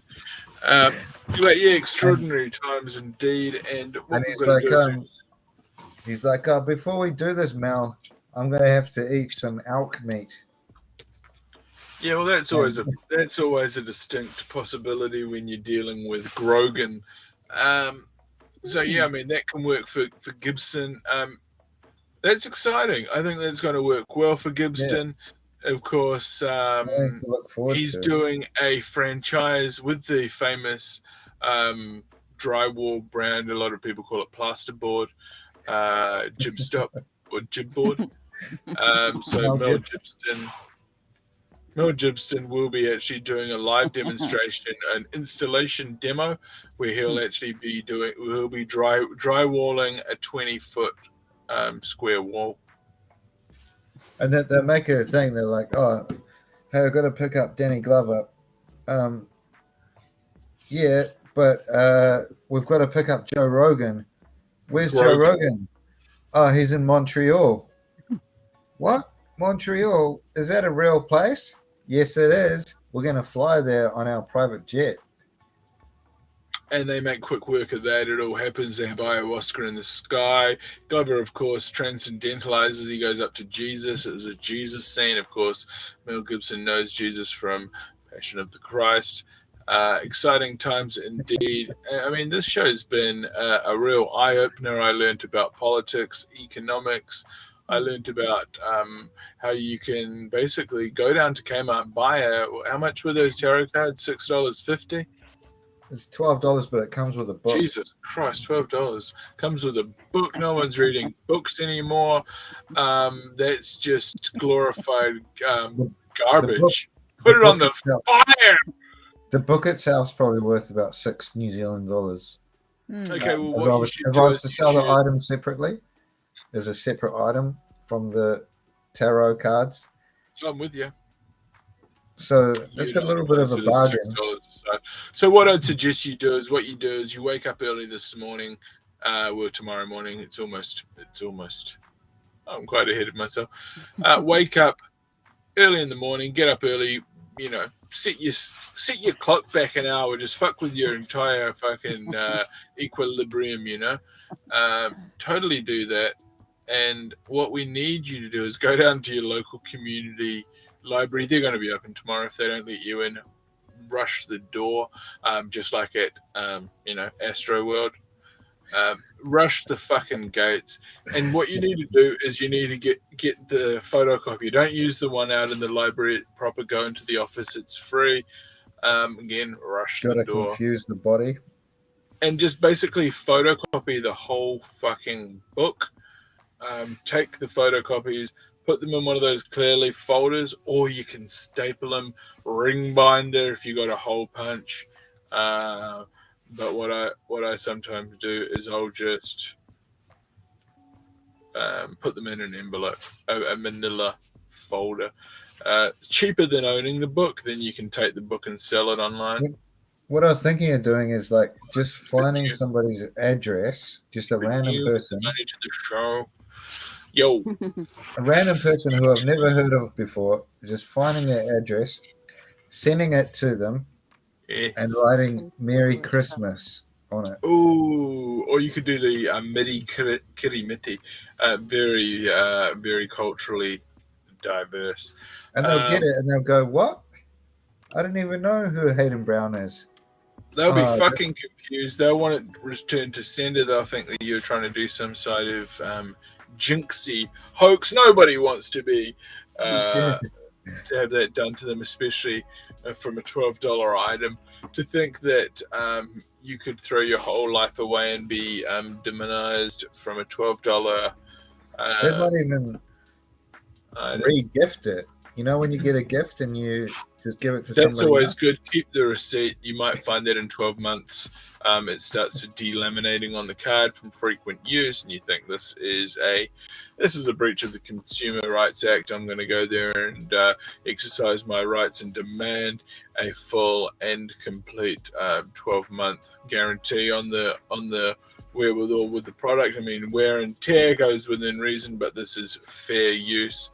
And you just demand the product. Just say, look, well, I'm going to occupy the store. I'm going to sleep in the pup tent down at aisle 7, and just make a huge scene. I truly recommend it. Hey, I hope everyone's had a great show tonight. I surely Yeah. have. I know that I'm Definitely. thinking I'm going to have to take a bunch of Ambien and some sleeping meds and trace it with a liter of vodka to try and sleep tonight. Yeah. Either that or I might just jam a sock down my throat. Well, those are fantastic glasses. They're fucking brilliant glasses. I was fortunate to get these. I was given these by the people at Fortune. So that was quite fortunate in that in the end of itself. I've got everything here. I've even got these white gloves. These are the handling gloves. Did you get these handling gloves when you got given the glasses, Lena Spain? No, I didn't get the gloves. I got no, they didn't. Those are beautiful handling gloves. Yeah, no, they do. Little They're called cloth. handling gloves. Maybe they're just for the VIPs because it has a whole thing about on-camera use and all this sort of stuff. Yeah. Oh, no. They basically say if you're doing any on-fucking camera use, you've got to use the fucking handling gloves. Great. And you've got to really fucking get in there and Take a photo of this. do I your need to get a damn pair of best. those handling gloves for my Taro. Yeah, I mean, you can use them to handle your other items, of course, but just bear in mind, I mean, I was handling some other items in the gloves. Oh. So that's what you got to do. You got to take care of the item. Selena Spain, how's your show been? You've had a great show. Yeah, I've been a little bit quieter tonight because a little bit tired, but I've been taking notes and Okay, we'll take note because we have got a secret special guest on the show. Yes, right all now. the way from Gisborne, Portugal. It is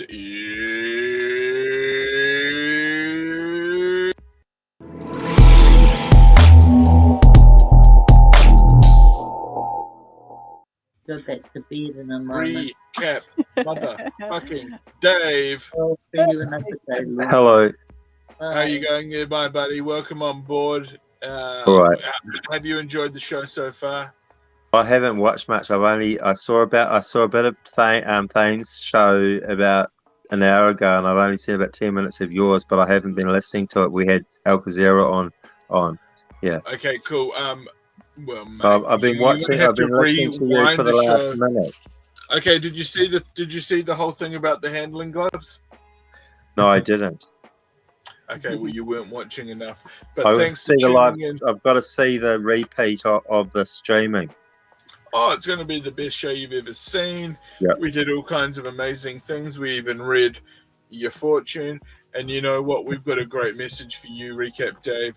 You are going to be going and actually there's going to be an awesome flood, but it's not going to be too bad because you're actually going to take a quad, an awesome quad, and you're going to be driving through it and you're going to be going on or near the water, and it's going to work out for you because you're going to have all this. You're going to have a whole load of magic coming your way. Recap Dave. How do you know about this flood? Who told you about this flood?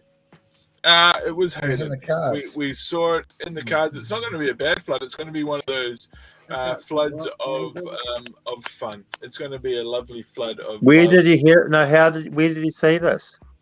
In the cards, mate. We read tarot cards tonight. Okay. He was Because dabbling you in know the what? occult. A friend of mine wants to take me kayaking tomorrow, Yeah, well, it's going to happen for you, my friend. You're going to make and it we were happen. going to go. We were going to go on a stream or something, on a river stream.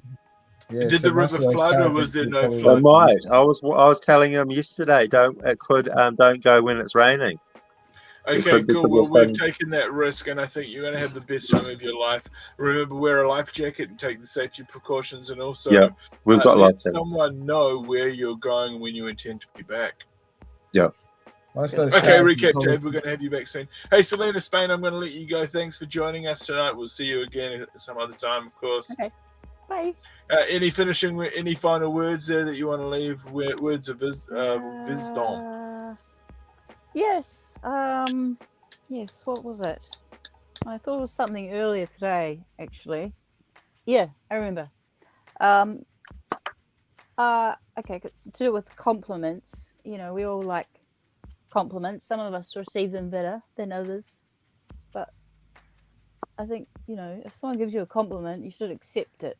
So, and I can live on a good compliment for 2 months, Mark Twain. Okay, perfect, Selena. Well, you've done an excellent job on tonight's show, Selena. You've done a great job. Thanks for joining us. And Hayden, how about you, my guy? Have you got anything that you want to leave the home viewers with, something other than your thoughts on? Oh, that was just a beautiful photo of Wayne. When do you get Wayne on our show for an interview, I reckon? Yeah, we need to get him on here at some stage. What's that there? Wayne Recap? Anderson. Yeah. How you doing, darling? Sing of Thanks songs. for joining us on the show. We're just finishing up the show tonight, and Sure. it's been a great show. So yeah, we're going to get Wayne on the show maybe sometime. We'll get Selena. See Wayne Anderson? Wayne Anderson, sing Yeah, of Wayne songs. Anderson. Look, Julian, look at Wayne Anderson. Not. It's Wayne Anderson. You told me, David. But I want Julian to see. Look, Julian, look at Wayne Anderson. Singer of songs. Look, Julian. Yeah, calm down, mate. Calm down. He's amazing, Wayne. Yeah. Okay. Recap, Dave, mate. I think you've convinced your flatmates and you've pestered them. They must really love living with you, mate. That's an extraordinary opportunity. Hey, that's a big cup. It's a What have big you got one. in that? Is that soup? It's coffee with milk powder. Okay, well you've done a great It's job, recap, Dave. Hey Hayden, you've done a great job too. I'm going to let you go. Okay, Hayden. Yep. I'll see you That's guys Julia. later. What have you got there? Have you got the Illuminati picture of tattooed it. on you? Have you got the Illuminati all-seeing eye tattooed That's on a you? there, picture of Julian on his phone. No, He was it's showing just me a picture of him on his phone. Okay, Julian. we'll talk about that. We'll talk about that soon, Hayden. Okay, recap, Dave. You've got the technology. You've got more technology than Dick Smith. That's Julian's phone. I'm at his Okay, well, place. has he given you permission to touch his tech? Touch his tech. Okay. Hey, recap, Dave. Thank you for being on the show tonight, mate. We're going to talk to you again real soon. Okay, Yeah. buddy. Bye. Okay, buddy. Man, oh man, what a big show it's been tonight with all the interesting callers. That you never know who's going to call up on this show. Big thanks to the hosts of the show, of course, Thane, Kirby, Sophia, Mantell, and Luke Dello. He sometimes comes on the show. He's not much of a regular host, and of course Benny Mack, and also all our regular viewers. You know who you are. Big thanks to Thane and Sophia from Talkback with Thane and Sophia. You've been watching Talking Smack with Benny Mack. Let's wrap this show up. This has been Wednesday, the 17th of November, 2021. Ka kite ano.